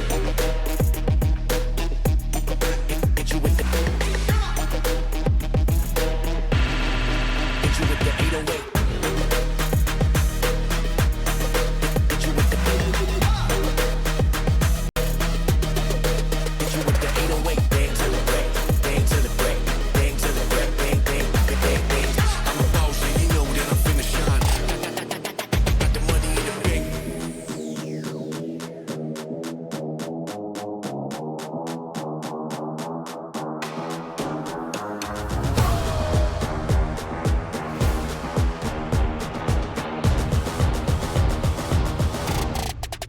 Got the money in the bank.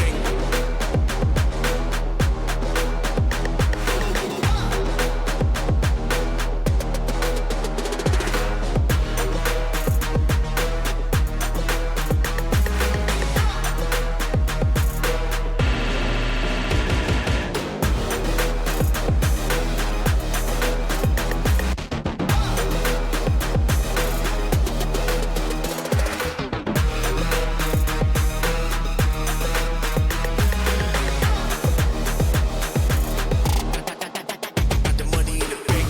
Bank, bank, bank, bank, bank, bank, bank, bank, bank, bank, bank. Got the money in the bank. hit you with the 808.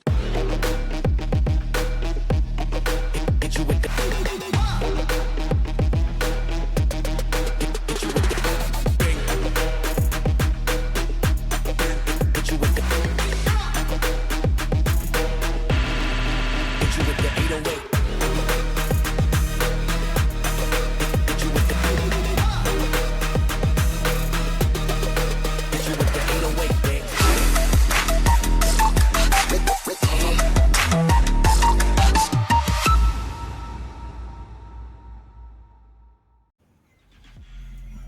Welcome back, guys, to series number 1, map number 3 of day 6 of the VCT Game Changers APAC Elite. And what a map 3, what a series that this is shaping out to be. We didn't see map 1, you know, we forget about that. But map 2 on Sunset was so pretty dang close, just neck and neck between these two teams. And looking forward to Lotus right now, right? I think this is going to be an interesting one, especially for RRQ, because it seems as if, you know, the cards stacked in their favor in terms of this map veto. I think Lotus is the third, fourth most played map for them. They've got a 64% win rate out of 11 times that we've seen them play Lotus in Elite.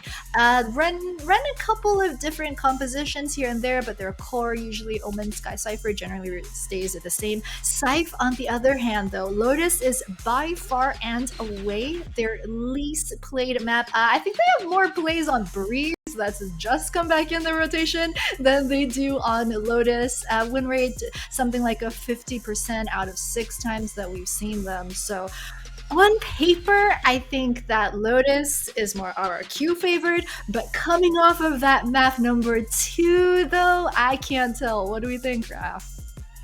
That's a very good point, you know, to really emphasize the fact that there's really not a lot of reps for Lotus in terms of playtime for Scythe. And you mentioned it. That second map on Sunset, they've definitely avoided an early sunset on their year. But going back to Lotus and the importance of just playtime is that Lotus is a map that does kind of or rather heavily favor the team that has a lot more executes on the map, just because the potential on attacking side when you mix up the defaults and just your explosiveness is so high, and that's definitely in line with how RRQ would want to play. I did kind of want to bring up how RRQ has become that much more, I guess, tempered throughout the year, and definitely one of the evolutions that's been very, very obvious. But at the same time, I feel like they did kind of slip up a little bit on that Sunset map, just because there were so many rounds where they overplayed their hand when the simpler plays were working out just as effective, if not better. Yeah, I think the mental fortitude, the mental game will definitely play a factor here in this map number 3. Not just the fact that this is map 3, this is elimination on the line, but just the fact that, Sunset was their map pick. They had that 100% win rate. I think they were expecting to come in and just steamroll, right? Because not a lot of teams in Game Changers APAC have practice on Sunset, and RRQ, I think we're expecting for Sunset to go their way. So map 3 on Lotus, it is that big map, and I think if your mental game isn't strong coming into a map such as Lotus, then there's potential for that to fall apart. So I'm a bit worried. It is worrying. It is worrying, especially when, again, we talk about the simplification of the game and just going back to the raw fundamentals of Valorant and just tactical shooters in general. SCYTHE have been very, very clean. They see a reaction and they play off with their most immediate choice, their, I guess, most efficient choice per se. And you mentioned it, the mental game is going to be so important here because it is a bit of a reset game for both these teams. SCYTHE is definitely going to be feeling good off that win and off the fact that, hey, we could have exited way earlier on Sunset on a map that they should have not won. But here they are. But as we mentioned earlier, too, it's just repetition that Kaguya has, the experience over SCYTHE, at least in this map in particular.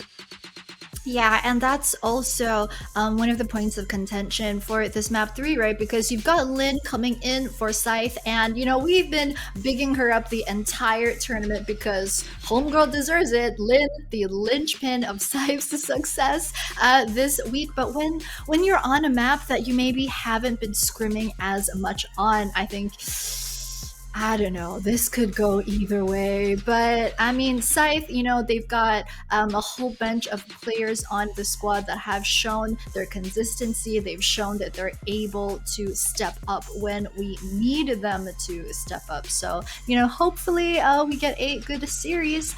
And yeah, SCYTHE, their storyline, right, is just absolutely amazing. Once again, they're just the only full Indonesian squad left in the competition that were in Elite this time around. They've pretty much kept most of their entire roster throughout most of the opens for this year. Went through minimal roster changes here and there. Didn't make it into Elite last year, but this year making it to at least the top 4. That's incredible. It is incredible. And once again, I still remember early on when we first saw SCYTHE this year, there were a lot of things that, was kind of lacking from their macro play. First, it was the routing. It seemed like they were rushing things quite a bit.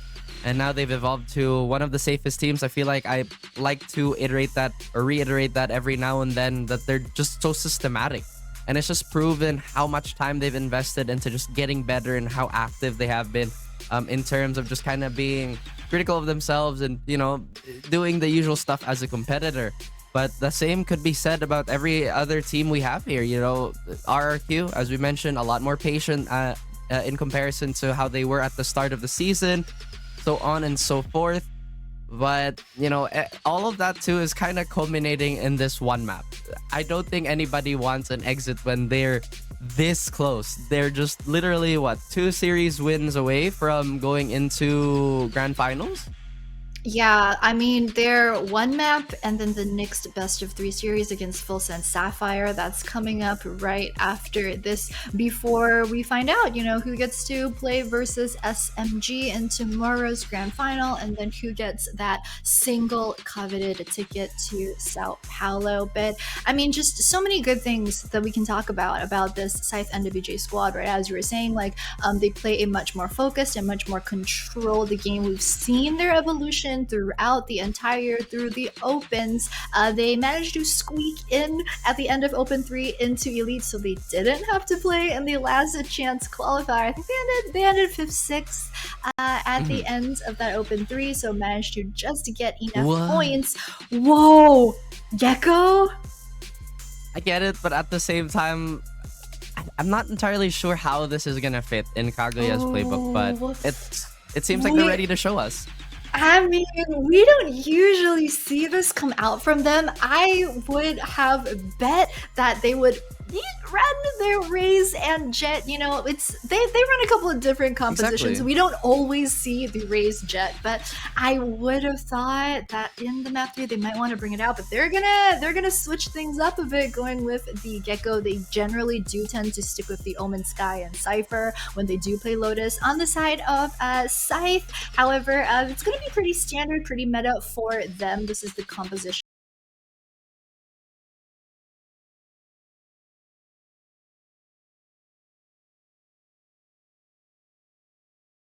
Similarities between these two compositions, but also a couple of notable differences. Really quick, Ref, how do we feel?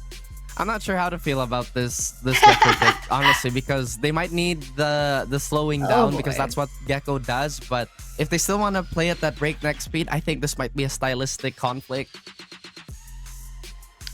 All right, well, for the last time in Series 1, Day 6, we've got Taylor and Zach for y'all. Ladies, take it away. Thank you, thank you, thank you. We're back for map number 3, Lotus, that will decide which of these two teams stays alive in this tournament and which of them will be going home. It is Isaac joined by the amazing Terrar for this cast, and we heard our panel talk a lot about it, about the differences that these agent comps could bring into the table. I think for RRQ, the one thing that we know for sure is that this is a comp that they have won with before in this very elite. I think that they brought it up against the side of Nyx Kyosai, and they were able to make it work pretty convincingly. I think it was a 13-6 victory that they found in that particular series. And looking at both of these teams, what are your thoughts, Terrar? I mean, that's the question, right? Can they pull it off this time around? And this very important last match for someone, right? It is the last match for some of the teams that we have right here for today. And it's either on to RRQ or either on to Scythe. You never know how much pressure that the players feel right now, but obviously with pressure comes experience from the side of RRQ. You also have Scythe with somehow or some of the players that also have that experience already here in FSL or in Game Changers as well. So with this last map, the executes are very important for the teams that we have right now, especially if that Gecko and Sky combination can be pulled off for the side of RRQ as well. It's a question that is bound to be answered in this last map, in this decider map that we have. FS or Full Sense is already waiting for one team, and let's see who can make it to the top and who can make it out of this bracket. And as you can see, immediately a Tech Boss podcast is what we have right here, Zach. Yeah, I think that the last couple of days, especially today, it just seems to be cursed when it comes to technical difficulties. Right? But hey, it wouldn't be APAC if we didn't have Is tech it me and difficulties. Raph being together in a broadcast that makes everything go weird for today? Even on the other day, right? Yeah, even then. 9 hours for a best of 3 or a 2 best of 3. Not too bad. Could have been 10, but they let us sleep. Honestly, that makes a lot of sense because if you think about it, in the morning until Raf got here, we didn't really get the news Right? about the forfeit of that first map. So you could be onto something there. Sorry, Raf. I know he's already saying something somewhere, but I we swear have. I hear his voice in my ears. He's always in my ears. Always. I mean, he's my twin at this point, right? I always see him when I look at the mirror, so he's just everywhere. But anyway, Zach, when it comes to these two teams, the panelists already said how they feel about it. What are the possible predictions as well? And what can be the winning conditions for the two teams that we have right here? But do you have any predictions on your end? I'm really conflicted because I always like to cheer for the underdog, which at least statistically in this case would happen to be Scythe, but also Alucard's playing Gecko, and if I do see Little Bro on screen, I tend to just cheer for the team with the Gecko, so I'm not really sure about which side I'm personally leaning towards here. But what about you? You asked the question. You must have a favorite that Yeah, you're. it's because rarely we see a gecko being played out in this professional scene as well, right? So Mhm. we're happy to see that. But from the last match that we've seen, with how the comeback from NWJ's side just happened, we talked about how the executes from the defense from RRQ was almost as if it looked perfect to really disjoint the players of NWJ, but they still showed off. They still stood tall. And I feel like Sky Elise is such an important pillar for Scythe NWJ on that game as well. She came back on that second half and made more kills, made more something happen more for Scythe NWJ. But this time around, she's on to that killjoy. So back to the drawing board here, back to that Sentinel setup for her, as Yamori so far has been having a good game with this raise. Really good delay, especially on those paint chills from the last map we saw. Yeah, I don't think Yamori missed a single showstopper kill over that last map that we saw her play that race. So I think that her versus Ayumi, it's been a pleasure to watch the battle of the duelists. That said, the RRQ, they're the ones to start off on attack There. this time. They've already taken up so much space towards Ace side. Alarm bot finally going to be broken, giving away that information queue. And off the back of that, they look to go into side, but that nano sword, it just buys so much time here, not just for additional bit of utility to come in, but also chipping away at Ayumi's life. She's gonna be able to get a little bit of life back thanks to that fade away from the Viper. I believe it was the smoke to go away. No more DK really kicking in, but it's still gonna be the B side that RRQ pivot towards as they get the plant down. A full 5-on-5 retake looking to be a possibility here, and it's NWJ to go down first as Kaguya gets taken down. Immediate refract from Sky Elise. In fact, it's going to be a Yumi on side trying to Last battle it player out. standing. Finds both those kills, brings it down to a 1v1, has the paint chills back online, puts them down to cut off Lynn, take a little bit more space, maybe aggressively holding the off angle. 69 HP, she has to do it all here, and it will be a Yumi with a 3k to close the pistol. Really good on the paint chills, especially making that space and knowing exactly where the last remaining player here of Scythe was. Helped a lot in making and securing that first round from RRQ's side.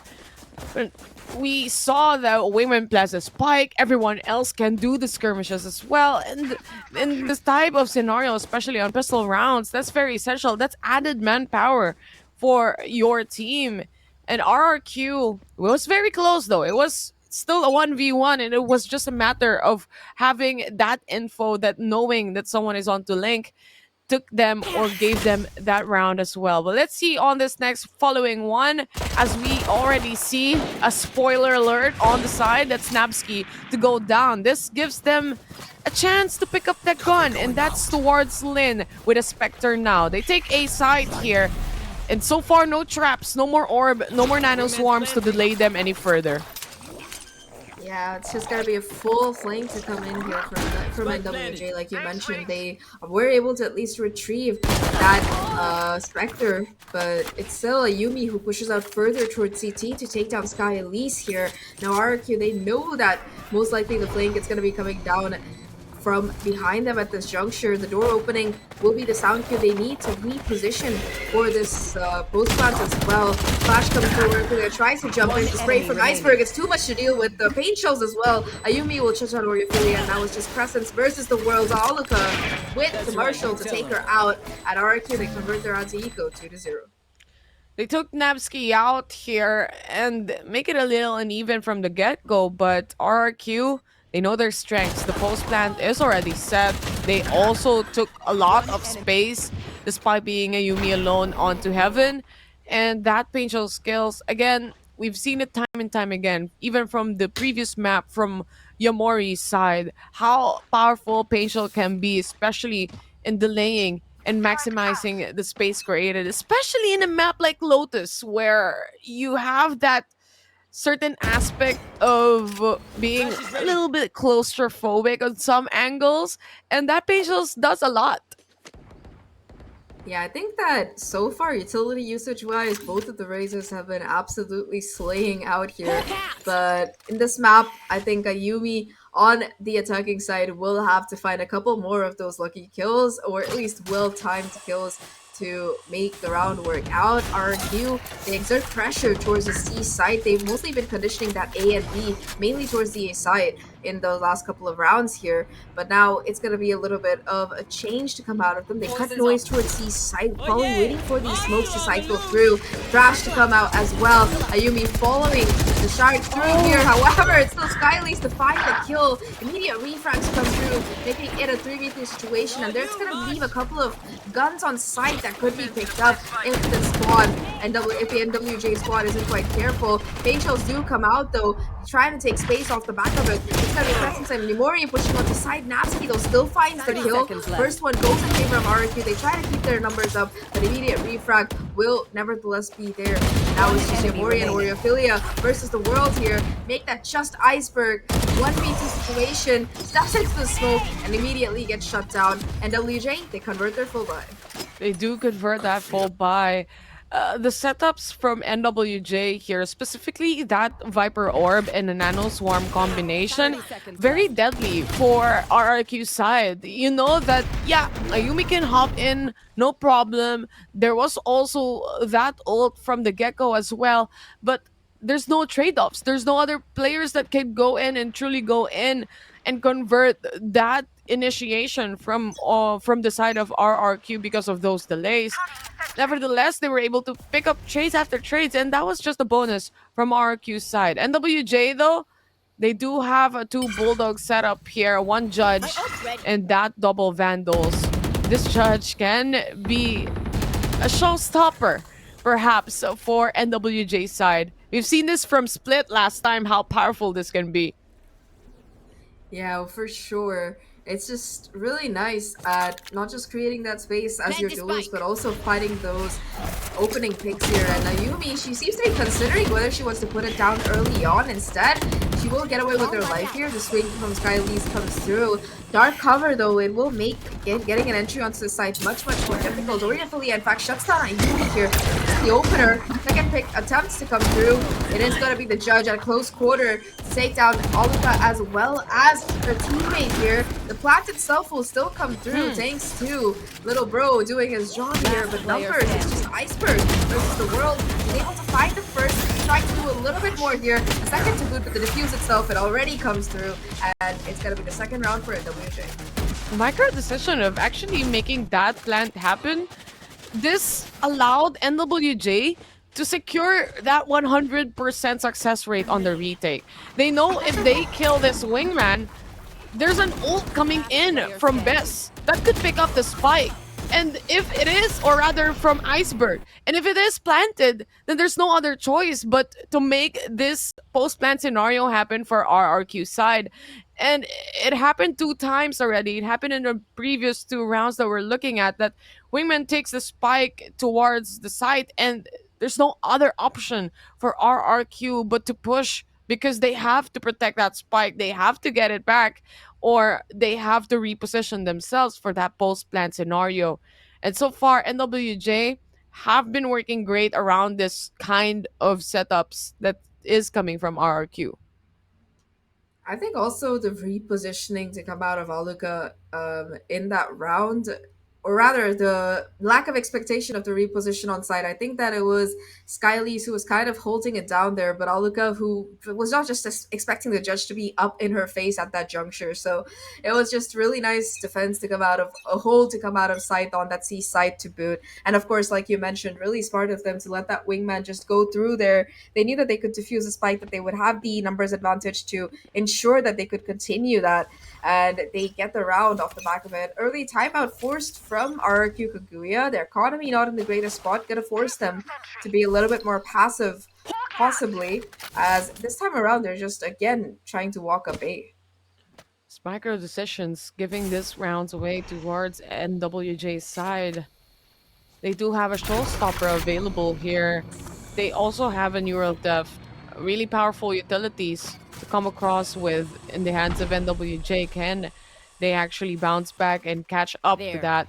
They do have a showstopper as well, but damage is definitely there. Skylise very low, showstopper pop, and again they shut down Ayumi before that showstopper popped even. 1-to-1 trade clears out a little bit of an angle. Aluka already planting the spike. They decided to use that wingman to clear out angles instead of using it to plant the spike. where you are. They finally settle down in that post plan, but Neural Deft comes out here, catches the position of the flankers, Healing over and here. just like that, NWJ, they're going to be on the back foot literally for this retake, because not only do RRQ know where they are, they also have a lot of space to work with. Now Yamori, she's going to be the one to find that kill, get the showstopper online, find the second pick as well, and NWJ, despite their positions being noted, they're able to completely swoop in on RRQ for the retake, and they get their third round on board. Really, really clean work to come out of them, and they only needed to invest that showstopper. They didn't even need to use the lockdown at all.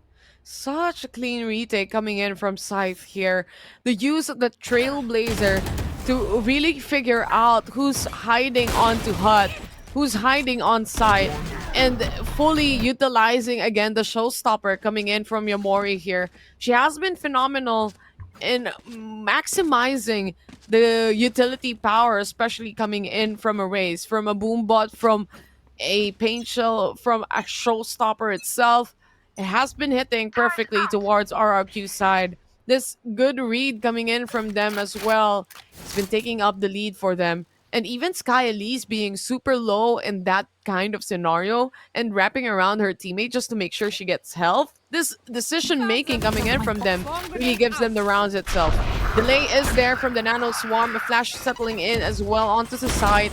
No one really to blind. Sky Elise holding down the fort. No pressure towards Tree here. Paranoia has been set, yes, but not connecting. Ayumi to go down as well. Wingman plants the spike in a 5v3.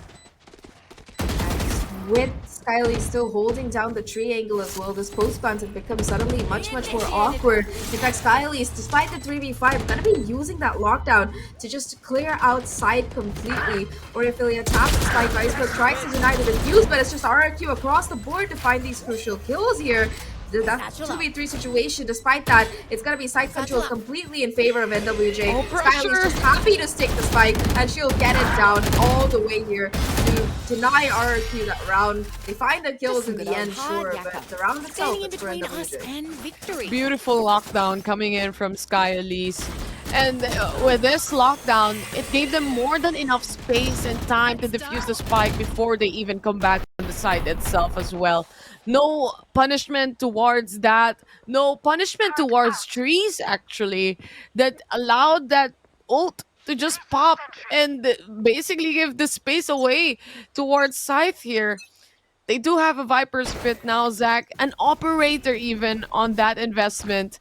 Really huge. Let's see if they can make a kill happen, a pickoff happen. That's the operator's sound given away. Yamori takes a shot, doesn't quite connect with anything. So RRQ, they're going to be happy to fall back here now that they've figured out where this operator is positioned. In fact, they have a couple of ults themselves, in particular Thrash that we saw used for this very same seaside take in one of the previous rounds. However, RRQ, they've been kind of struggling in these last few rounds in the attacking situation. Viper's going to come out as well now towards the site itself. Ayumi desperately looking to push forward with the help of the Seekers to able to take Lin down, and that's a huge ult that RRQ no longer have to worry about. They take control of the site and they plant that spike, and now it's a 4v5 retake. Perfect use of all utilities here coming in from RRQ. That Seekers finding that Viper, removing that Viper's pit is just the first step. But there's gonna be 4 more players from NWJ that they have to deal with. Start off with a boom bot, they destroy the wingman, and even on the left side, just clearing out the angles here. Sky Elite's good on the kills. Can she still get one? A 2v1 scenario, they have an operator. It's a decision they have to make, and even and despite that smoke, they know exactly where it's planted. RRQ finally securing a post plant here in a 4-3. It got so close as well, but Ayumi, her being able to find 3 kills there, one with the paint shells, I believe, really helps RRQ to secure that round. Of course, they were really smart about that opening on their way to take the side as well, because the moment the Viper's pit came down, you could immediately see the Seekers to help Ayumi to track down the Viper and find that kill to open up the site. And of course, in the post plant, Iceberg, per picture spray to be able to deny that ninja diffuse possibility at all. For NWJ, that's the economy to be broken. They still have the Seekers and a hero Bulldog on presence, but aside from that, they're gonna have nothing else to work with in this round. A little scary on that previous round as well, since the kills through the smoke was connecting perfectly from NWJ side or sides. But look at this, more pressure towards a side, towards that doors as well. Scythe, some of their players, 2 of them, already very low on HP. Crescents can still heal up, but at the same time, not for herself. This is a hyper rotation coming in from RRQ. They already used up that ult from Iceberg to clear out space, to clean up at least and see what's happening on the side. It's very open. They already tried to plant the spike in the hands of Aluka as well, and that wingman. It allows them to take more coverage or take more space around the map. Camera as well to watch for a possible approach here. And it does catch out, I believe, Sky Elise towards B. So you can finally see NWJ flooding back into the site. Pistols in hand. Iceberg looking to play spoil sport here. Already finding these first couple of kills. Just a barrage of utility being tossed in. And Sky Elise at least able to find one. Now it's a 1v4 situation. She tries to go for the spike and the spray once again. It's gonna go through the dark cover and take her out. 4-4 now, RRQ. They restabilize here. And that will let them get that showstopper online for a second time. This CT coming in from RRQ has been working phenomenal in their hands, in their favor as well. Ayumi, she knows when to throw paint shells instead. It's that post plant that always gets her a kill on the nades. They try to tap on the spike, they hear the sound cue, the paint shells is perfectly aligning towards that spike, not allowing anyone to just ninja diffuse out of their hands. And this kind of decision coming in from RRQ deals a lot of damage towards the players of side here. A brand new round for RRQ. Pit is there, or the snipe, or rather the snake bite coming in from the Viper just to try and delay, but best it's a little bit of noise to force out some more of utils coming in from Scythe. Flash come out though from the NWJ side. Still detecting presence towards main. Still, it's going to be where that fight itself is coming. Again, Showstopper to come out early on. Presence doesn't get tagged up, so she will be able to at least find that opening kill. Although immediate trade going to come through from Aluka. And that's when you finally get that spike down. So it's a 3v4 situation. Numbers still in favor of RRQ. Though Sky Elise quick to find a refrag and bring it back here. Yamori now having taken an aggressive angle down in CT. Finds Ayumi 2v3 situation. RRQ, they're both just playing towards main with that post plan. Mosh to come out as well to possibly buy a little bit more time before the defuse really attempts comes in. The smoke goes out and the kills they come through here. It's all down to Iceberg. A 1v1 at the end of it. She has to tap through, but the stick, it's there. The dark cover this time giving Skylise more than enough protection to find the defuse. And despite that final kill for Iceberg, a 3k for her overall, it's still NWJ to find the round. It's very hard to hold on to a post plan, especially if you only have B main. The kill towards the lurk of Ayumi here was really huge in the part of making this retake happen. Yamori catching her, they knew she already covered CT and might rotate to upper, and such good read, and just not only that, but being also hyper aware of that map, that sense of how the players rotate towards the map. NWJ, they take up another win here, 5-4, but this operator damage is there. First kill towards Yomori, one of the pillars of the team so far. But there's still gonna be a menace as well in Aluka's hands, which is very interesting. Usually you don't see the Gecko operator coming in, but with it being a factor now, you can already see the change of the hold to come out of NWJ's side. A little bit more passive here, not really going for those peaks. Camera as well from Napsky to spot out the judge in close range, so they probably want to be avoiding that B side.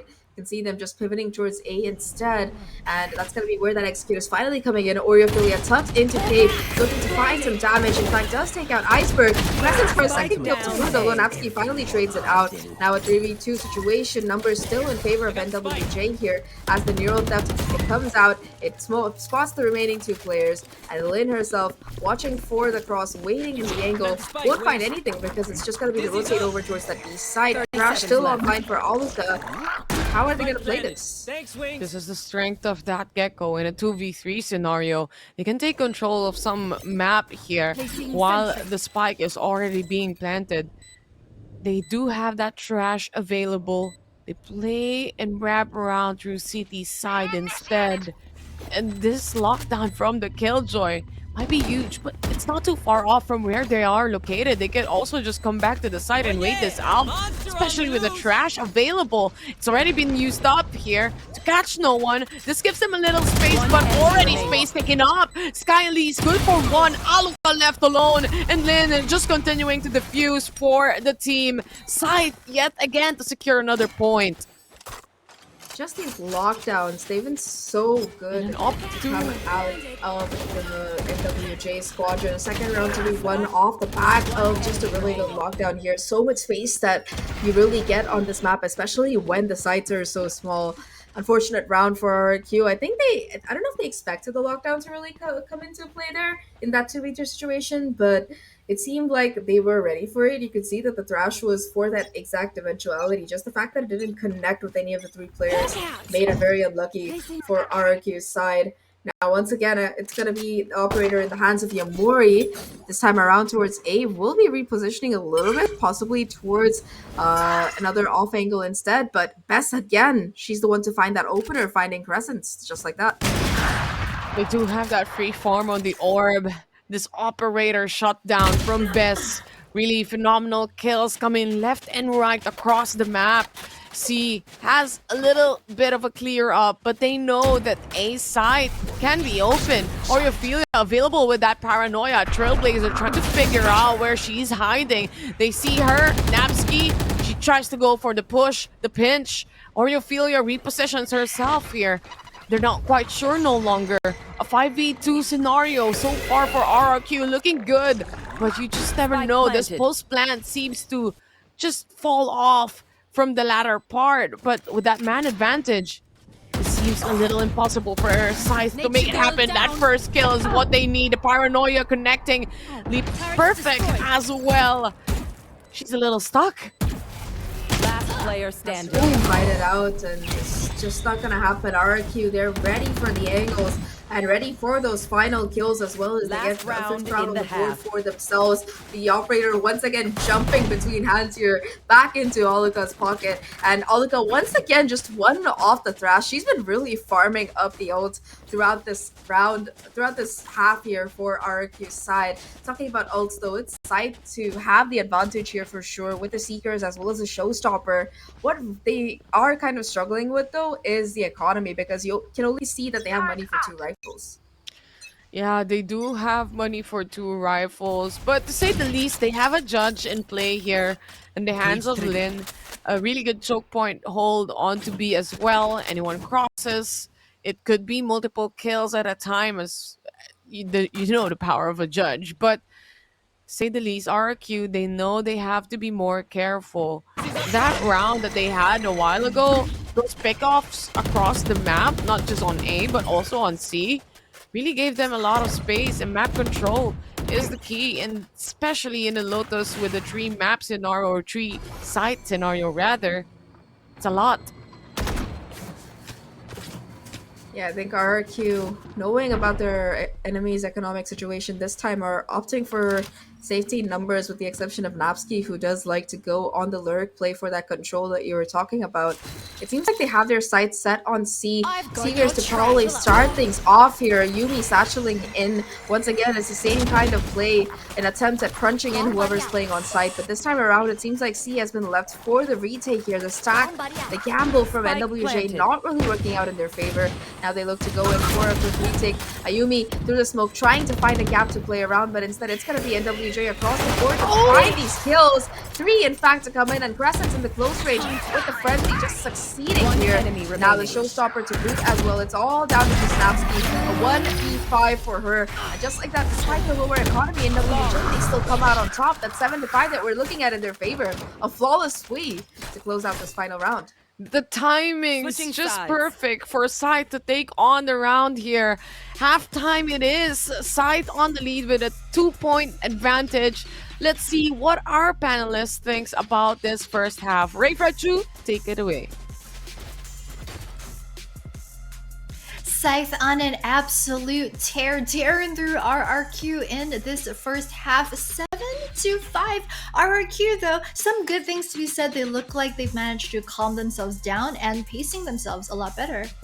That is true, and they're honestly finding a lot more success when they kind of divide and conquer the map, where they use their strong defaulting and the tools that allow them to do that, especially with the Gecko, especially with the Sky pick. But I feel like that last round on the half was a repeat of I forget what round it was. I think it was like round 6 on Sunset, where RRQ, they kind of once again overplayed their hand, especially in an eco, and everything kind of fell like a domino effect. First it was just the very, very deep take towards CT to just try and run it up when they had rifles. They didn't have to play the range of the pistols. They didn't have to run up any advantages to any further point, because they already had the op for the mount plant too. But again, just a little overzealous and a little too daring on the side of RRQ. Very, very impressive defensive half by Scythe though. Yep, very impressive defensive half from them, but 7-5, the score line is still really, really close. Really quick before we toss it back, who do we think is going to take this one, Raph? You know, RRQ, they need to really hold it down, otherwise Scythe might just steal this this map away from them again. Yep, it would be a hell of a comeback if a Scythe NWJ can pull this one off. But Taylor and Zach, take it away. Thank you very much, panelists. And you heard it from them first. They think that if RRQ doesn't buck up big time, it's going to be a side victory at the end of the line here. But hey, it's been a huge credit that we have to give to Scythe here, because this not been a great start to them for the day. You know, starting off with that 4 feet on map number 1, being kind of like behind on map number 2, having to make that strong comeback, and now on map 3 with things being so close. It's been a rough day for them, Taylor.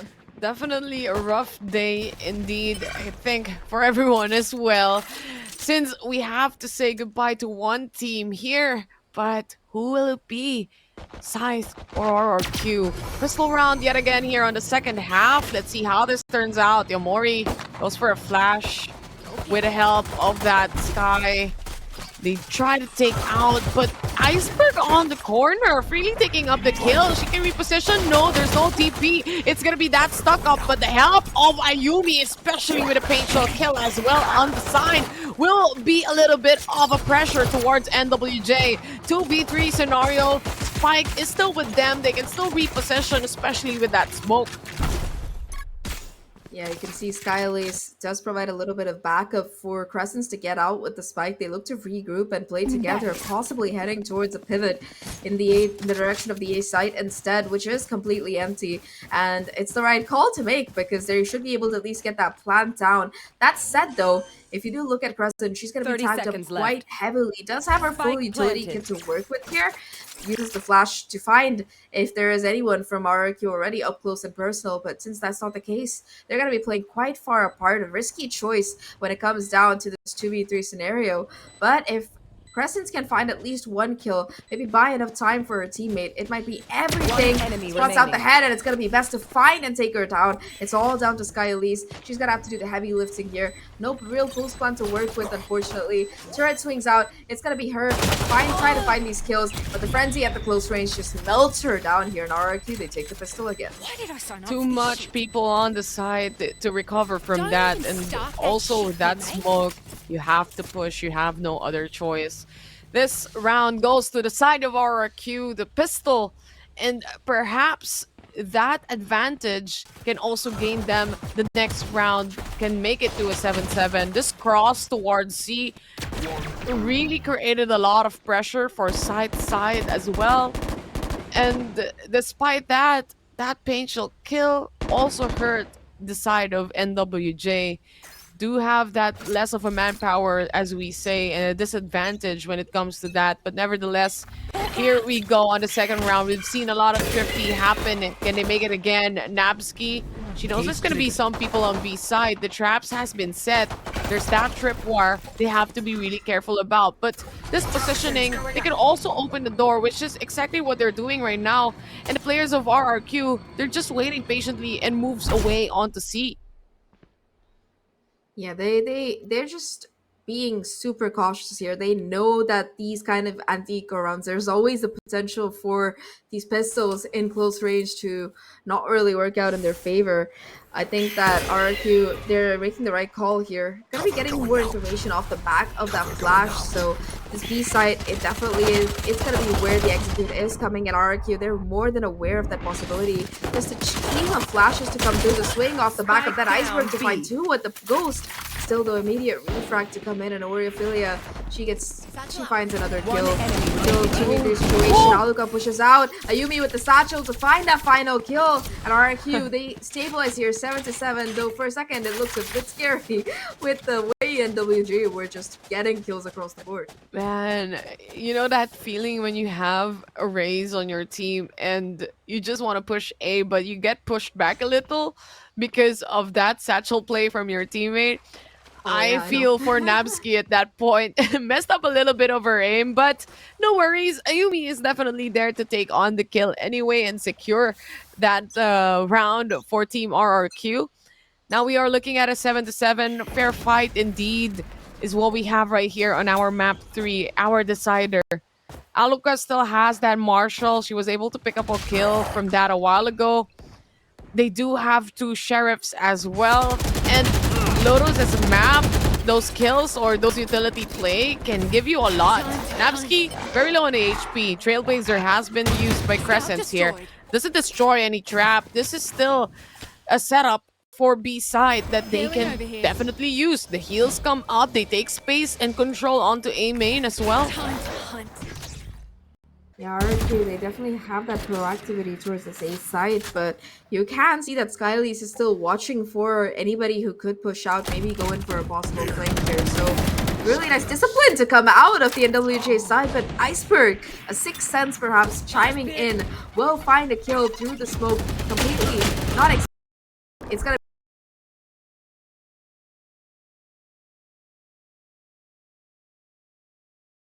SCYTHE to live for this 30 RRQ seconds side.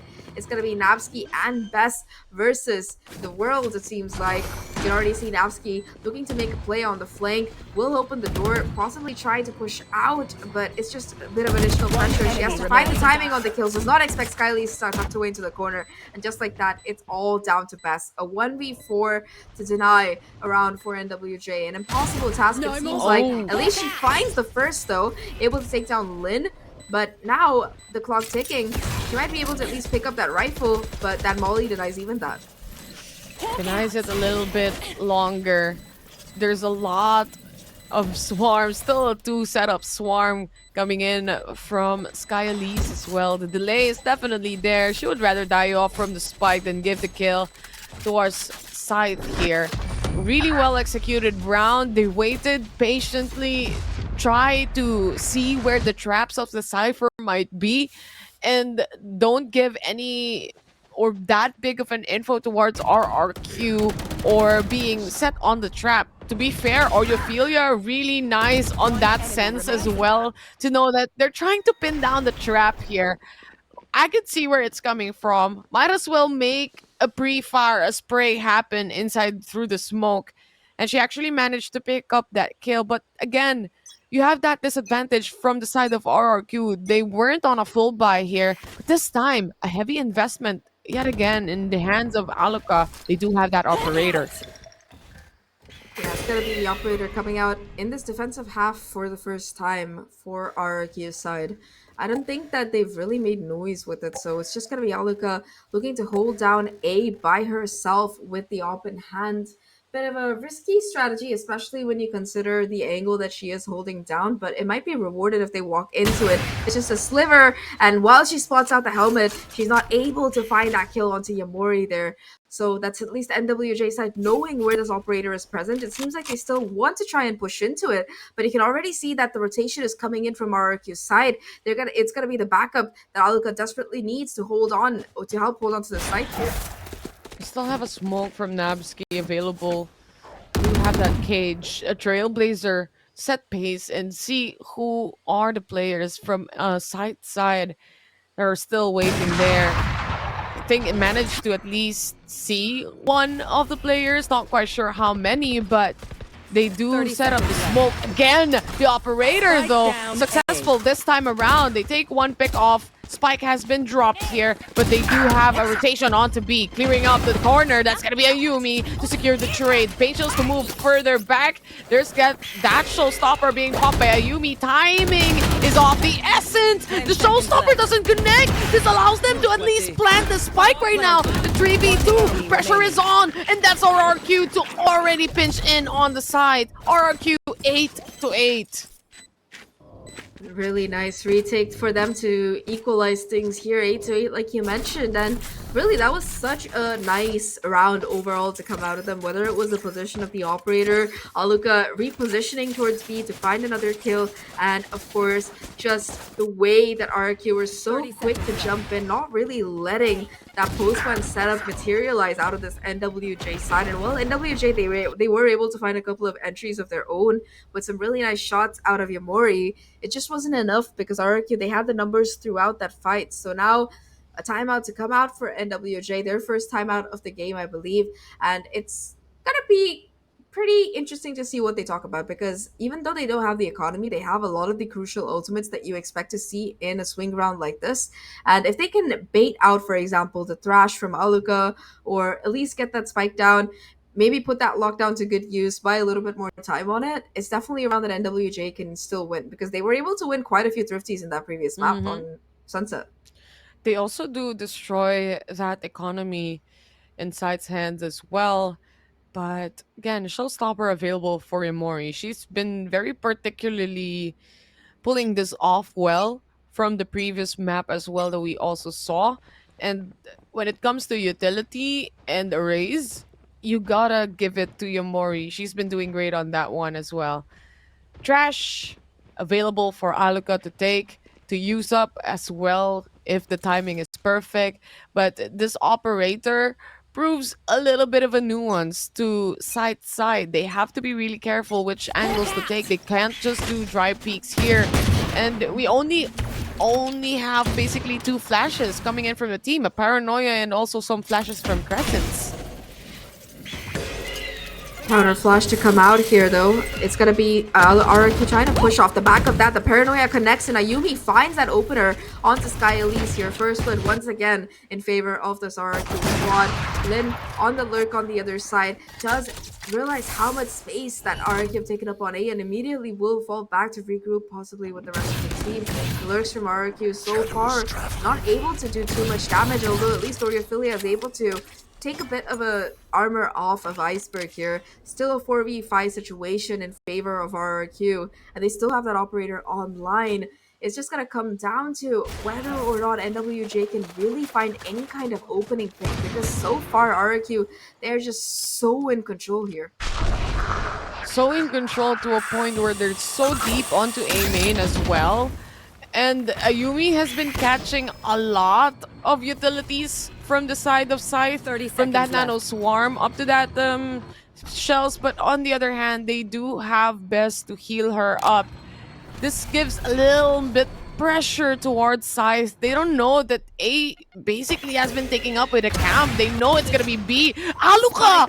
She gets 2! Even 3! Now with a pistol to shut down the last player, Napski, to get that kill instead. But Aluka and that operator, very deadly for side.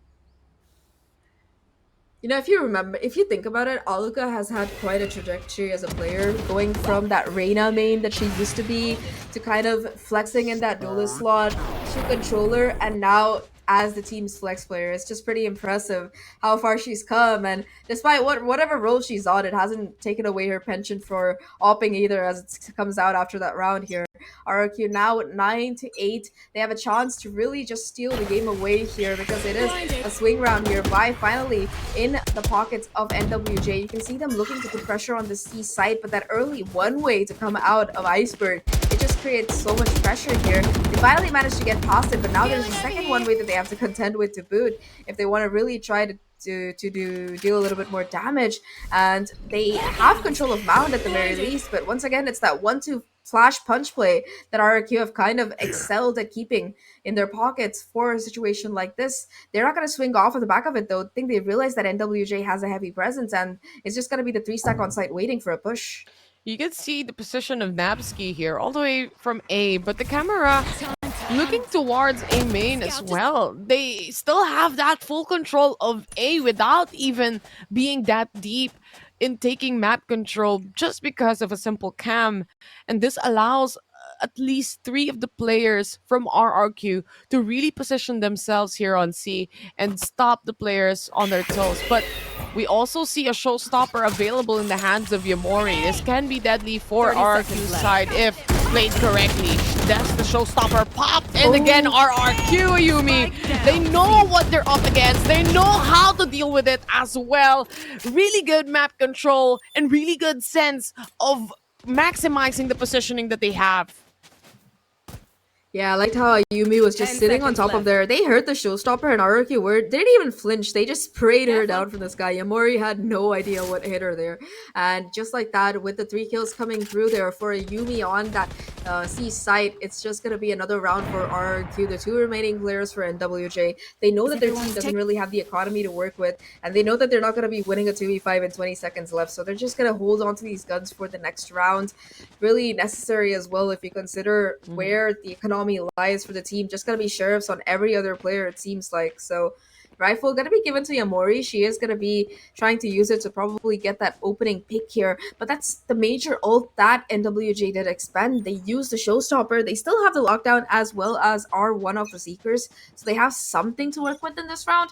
But unless Skylise or Yamori find those early picks, it's gonna be impossible, especially with Aluka, with the operator still doing damage like that, 1-for-1. Good trade though. They still get that operator shut down and at least alleviate a little bit of a pressure here. No one to pick up that op for the time being of RRQ. Like you said, this map has 3 orbs. You could already see Crescent's having 1 and picking that up. Lin is also just 1 orb away, 1 plant away can be for this Viper's Pit. Still doable for the side of Scythe here to make something happen. But it starts with the lockdown that it seems to Skylise have been prepping up for this round. RRQ respects that. They wait a little longer and make a retake happen instead later on. That does seem to be the call, because like you mentioned, they're going to use that to scale up onto site here. Nanoswarm in the corner as well. Not going to quite connect with Napski, so she's still able to hold down that position. RRQ, again, Ayumi with the pain shells to find that first kill. Napski taking out Skylise as well. And these pistols, they just get shredded apart. The neural depth to smoke out the position of Oreophilia. It's just her in a 1v4 situation. The spike already being diffused, gone all the way. And Ayumi with the classic and another 3k to take her out. It's gonna be RRQ with 11, 2 rounds away from moving on in this lower bracket and from eliminating SCYTHE and NWJ. Really nice round to come out of them. And of course, Ayumi, she was just phenomenal throughout the round, but these final couple of kills really cementing as to why she is one of the most terrifying duelists in all of APAC, because that was just an insane round.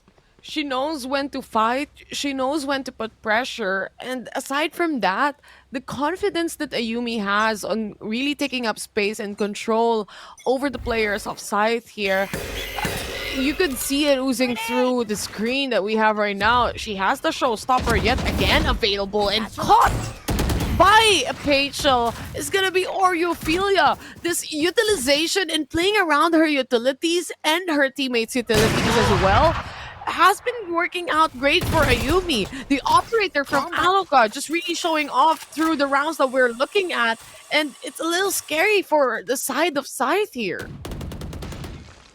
Now SCYTHE, they're down to 3 players. They have control of the spikes still, but they don't really have anywhere to go on the map because B side, it's completely locked down by Aluka's operator, and A still has a couple of players playing towards the site itself, so it's been difficult for them to really find any kind of space in. They spot out Ayumi's position, try to walk into site, but it's going to be best to put them to stop. The showstopper comes through, but doesn't quite connect to do the kills. It's going to be Crescents and Yamori desperately fighting for their lives here. Paranoia comes through, not enough to push best off the corner. In fact, it's going to be towards the site squad, 30 and seconds with left. 30 seconds left, they have to make a call where they want to go. B seems to be the answer. There's still gonna be Iceberg holding on here. The Seekers come through, giving away the position, but she's still able to buy at least a little bit of time. 19 seconds left. It's gonna be Thrash to come through. Aluka putting it down, try and get the position of these players. They're rotating towards C. However, the Satchel is just pushing them away, and Oh no! 7 seconds remaining. They have to plant the spike. She watches over, and that gives enough space for Nabsi to come over and get those double kills and secure the match point for RRQ. You see, you don't see Nabsky much when it comes to these engagements that we have right here, Zach. But when it comes to the actual space that she creates for RRQ to understand how SCYTHE goes around the map, you have to give credit where credit's due. This is such a big intel that she gives off for the rest of the team. oh yeah, for sure. Like, her being able to just hold down that C by herself and also wrap around early was insane. But I think the main winner of that round was Aluka's play with Thresh, just chasing down these players and distracting them. Catching Yamori off guard was just absolutely huge. And now again with the operator, she finds that opener to start things off on the map. With Lin taken down early, now Yamori as well. Things are falling apart here for the SCYTHE squad. Just 3 left alive. 4 rounds away from overtime and possibly keeping themselves in the event, but they have to win this round first. No ultimates to work with either, with the exception of Oreophilias from the shadows, and the operator itself, it's gone towards the C site now. Aluka with the peak will find another kill, and that's Oreophilia taken out of the equation. Just to Sky Elise and Crescents left. 2v5 situation. It's them versus the world here, and that operator is still looking to play spoils for it.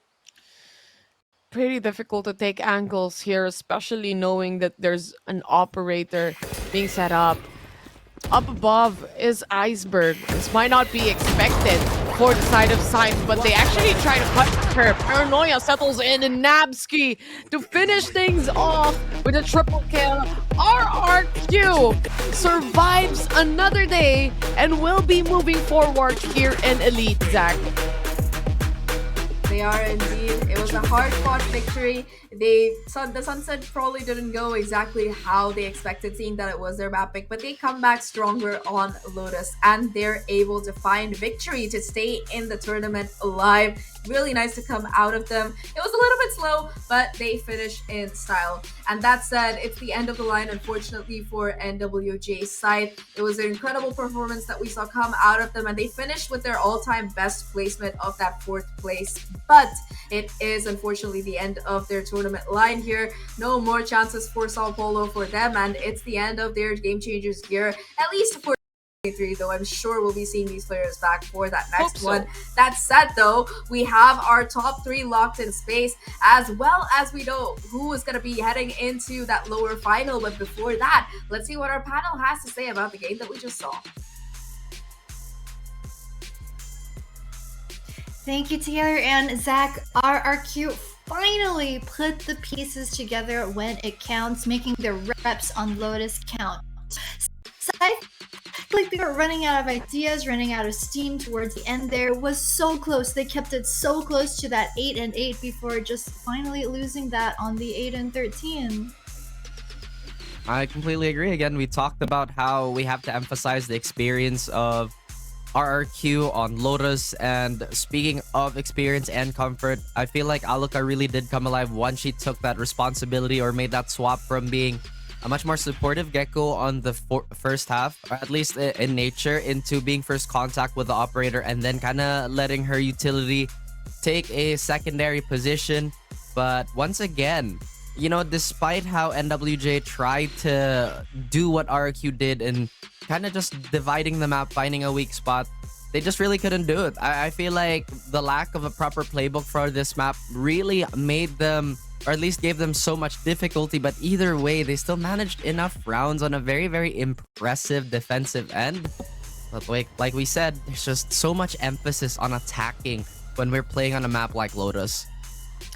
Exactly, and just taking a look at the stats, Ayumi, the star of the show, 22 and 12 on that raise, and RQ just letting their solo duelists shine in this last map. And we were talking about Aluka a lot during the game as well, right? About how, you know, she's the flex player. Sometimes she does play the Jet, but this time around on the Gecko, still opting to play on the operator as well, and ending up with the second highest ACS on her team. Ayumi sometimes, you know, catching a bit of strays here and there with all the enemy util from the side of NWJ, but you know, you got a Sky on your squad. You can afford to catch a couple of strays here and there. But the post-plant stats, though, 5 out of 11, not the best for RRQ, but 1 out of 4 for SCYTHE and NWJ, and 14 first kills going the way of RRQ, just showing that they get first contact and it goes in their favor. That's true, and one thing that I liked about RQ's defensive play was that they understood that as long as they don't overextend and just play to their utility and just let SCYTHE clear out as much of the side of their map, RQ's basically going to be fine. You know, they really respected their own safe side as well, and they really pivoted off that operator that constantly rotated, constantly kept SCYTHE guessing. And Ayumi, as much as the utility tried to hinder her, it didn't really bother her too much at the end of the day. Yeah, and just what a heart-wrenching loss for the SCYTHE NWJ girls. You know, we talk time and again about the incredible story that they have this year, coming from last year not making it into Elite this year, and you know, top 4. I think definitely a lot of things to be proud of, a lot of great things to be said for this squad. I mean, 4th place is nothing to sniff at. I think yesterday, you know, with their 2-1 win over Orangutan X as well, they can definitely keep their heads held high. And I don't know, man, I really hope that we see them come back next year. I'm hoping for that too, because as you mentioned and as we've said over and over, they've only gotten better as the year, as the season progresses. So it'd be such a shame to see this core, you know, essentially go to waste if we don't see them compete. But I feel like that's just a love letter from all the fans of SCYTHE, and we still have yet another series ahead of us, Reirichu. Exactly. The next series, oh my god, it's going to be so good. It's Full Sense Sapphire versus RRQ Kaguya, the rematch. I think this is 7th time the charm, but this year, this week, nah, it's only the 2nd time this week that we're gonna see these teams face off against each other. But tale as old as time, absolute beast of a matchup coming up right after this break.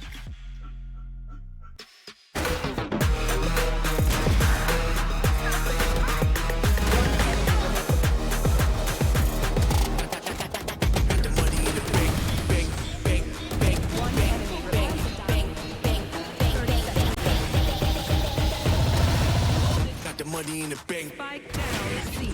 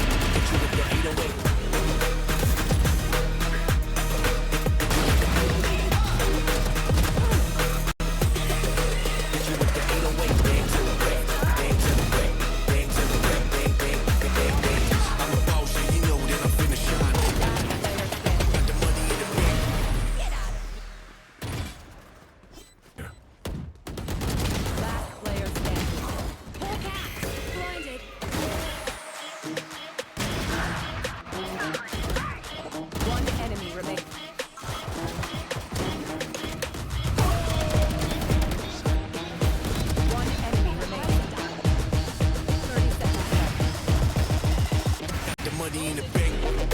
Spike down. C. One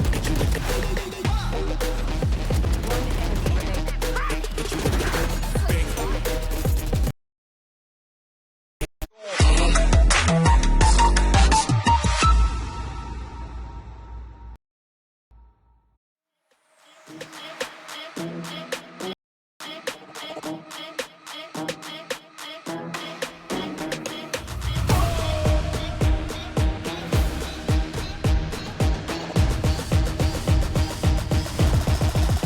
Got the money in the bank. Hit you with the hit you with the bank. Hit you with the hit you with the 808.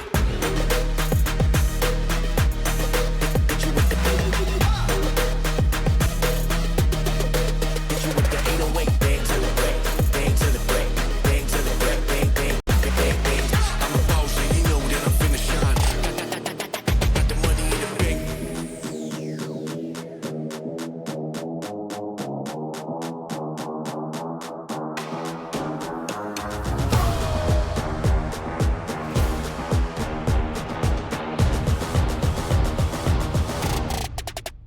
Money in the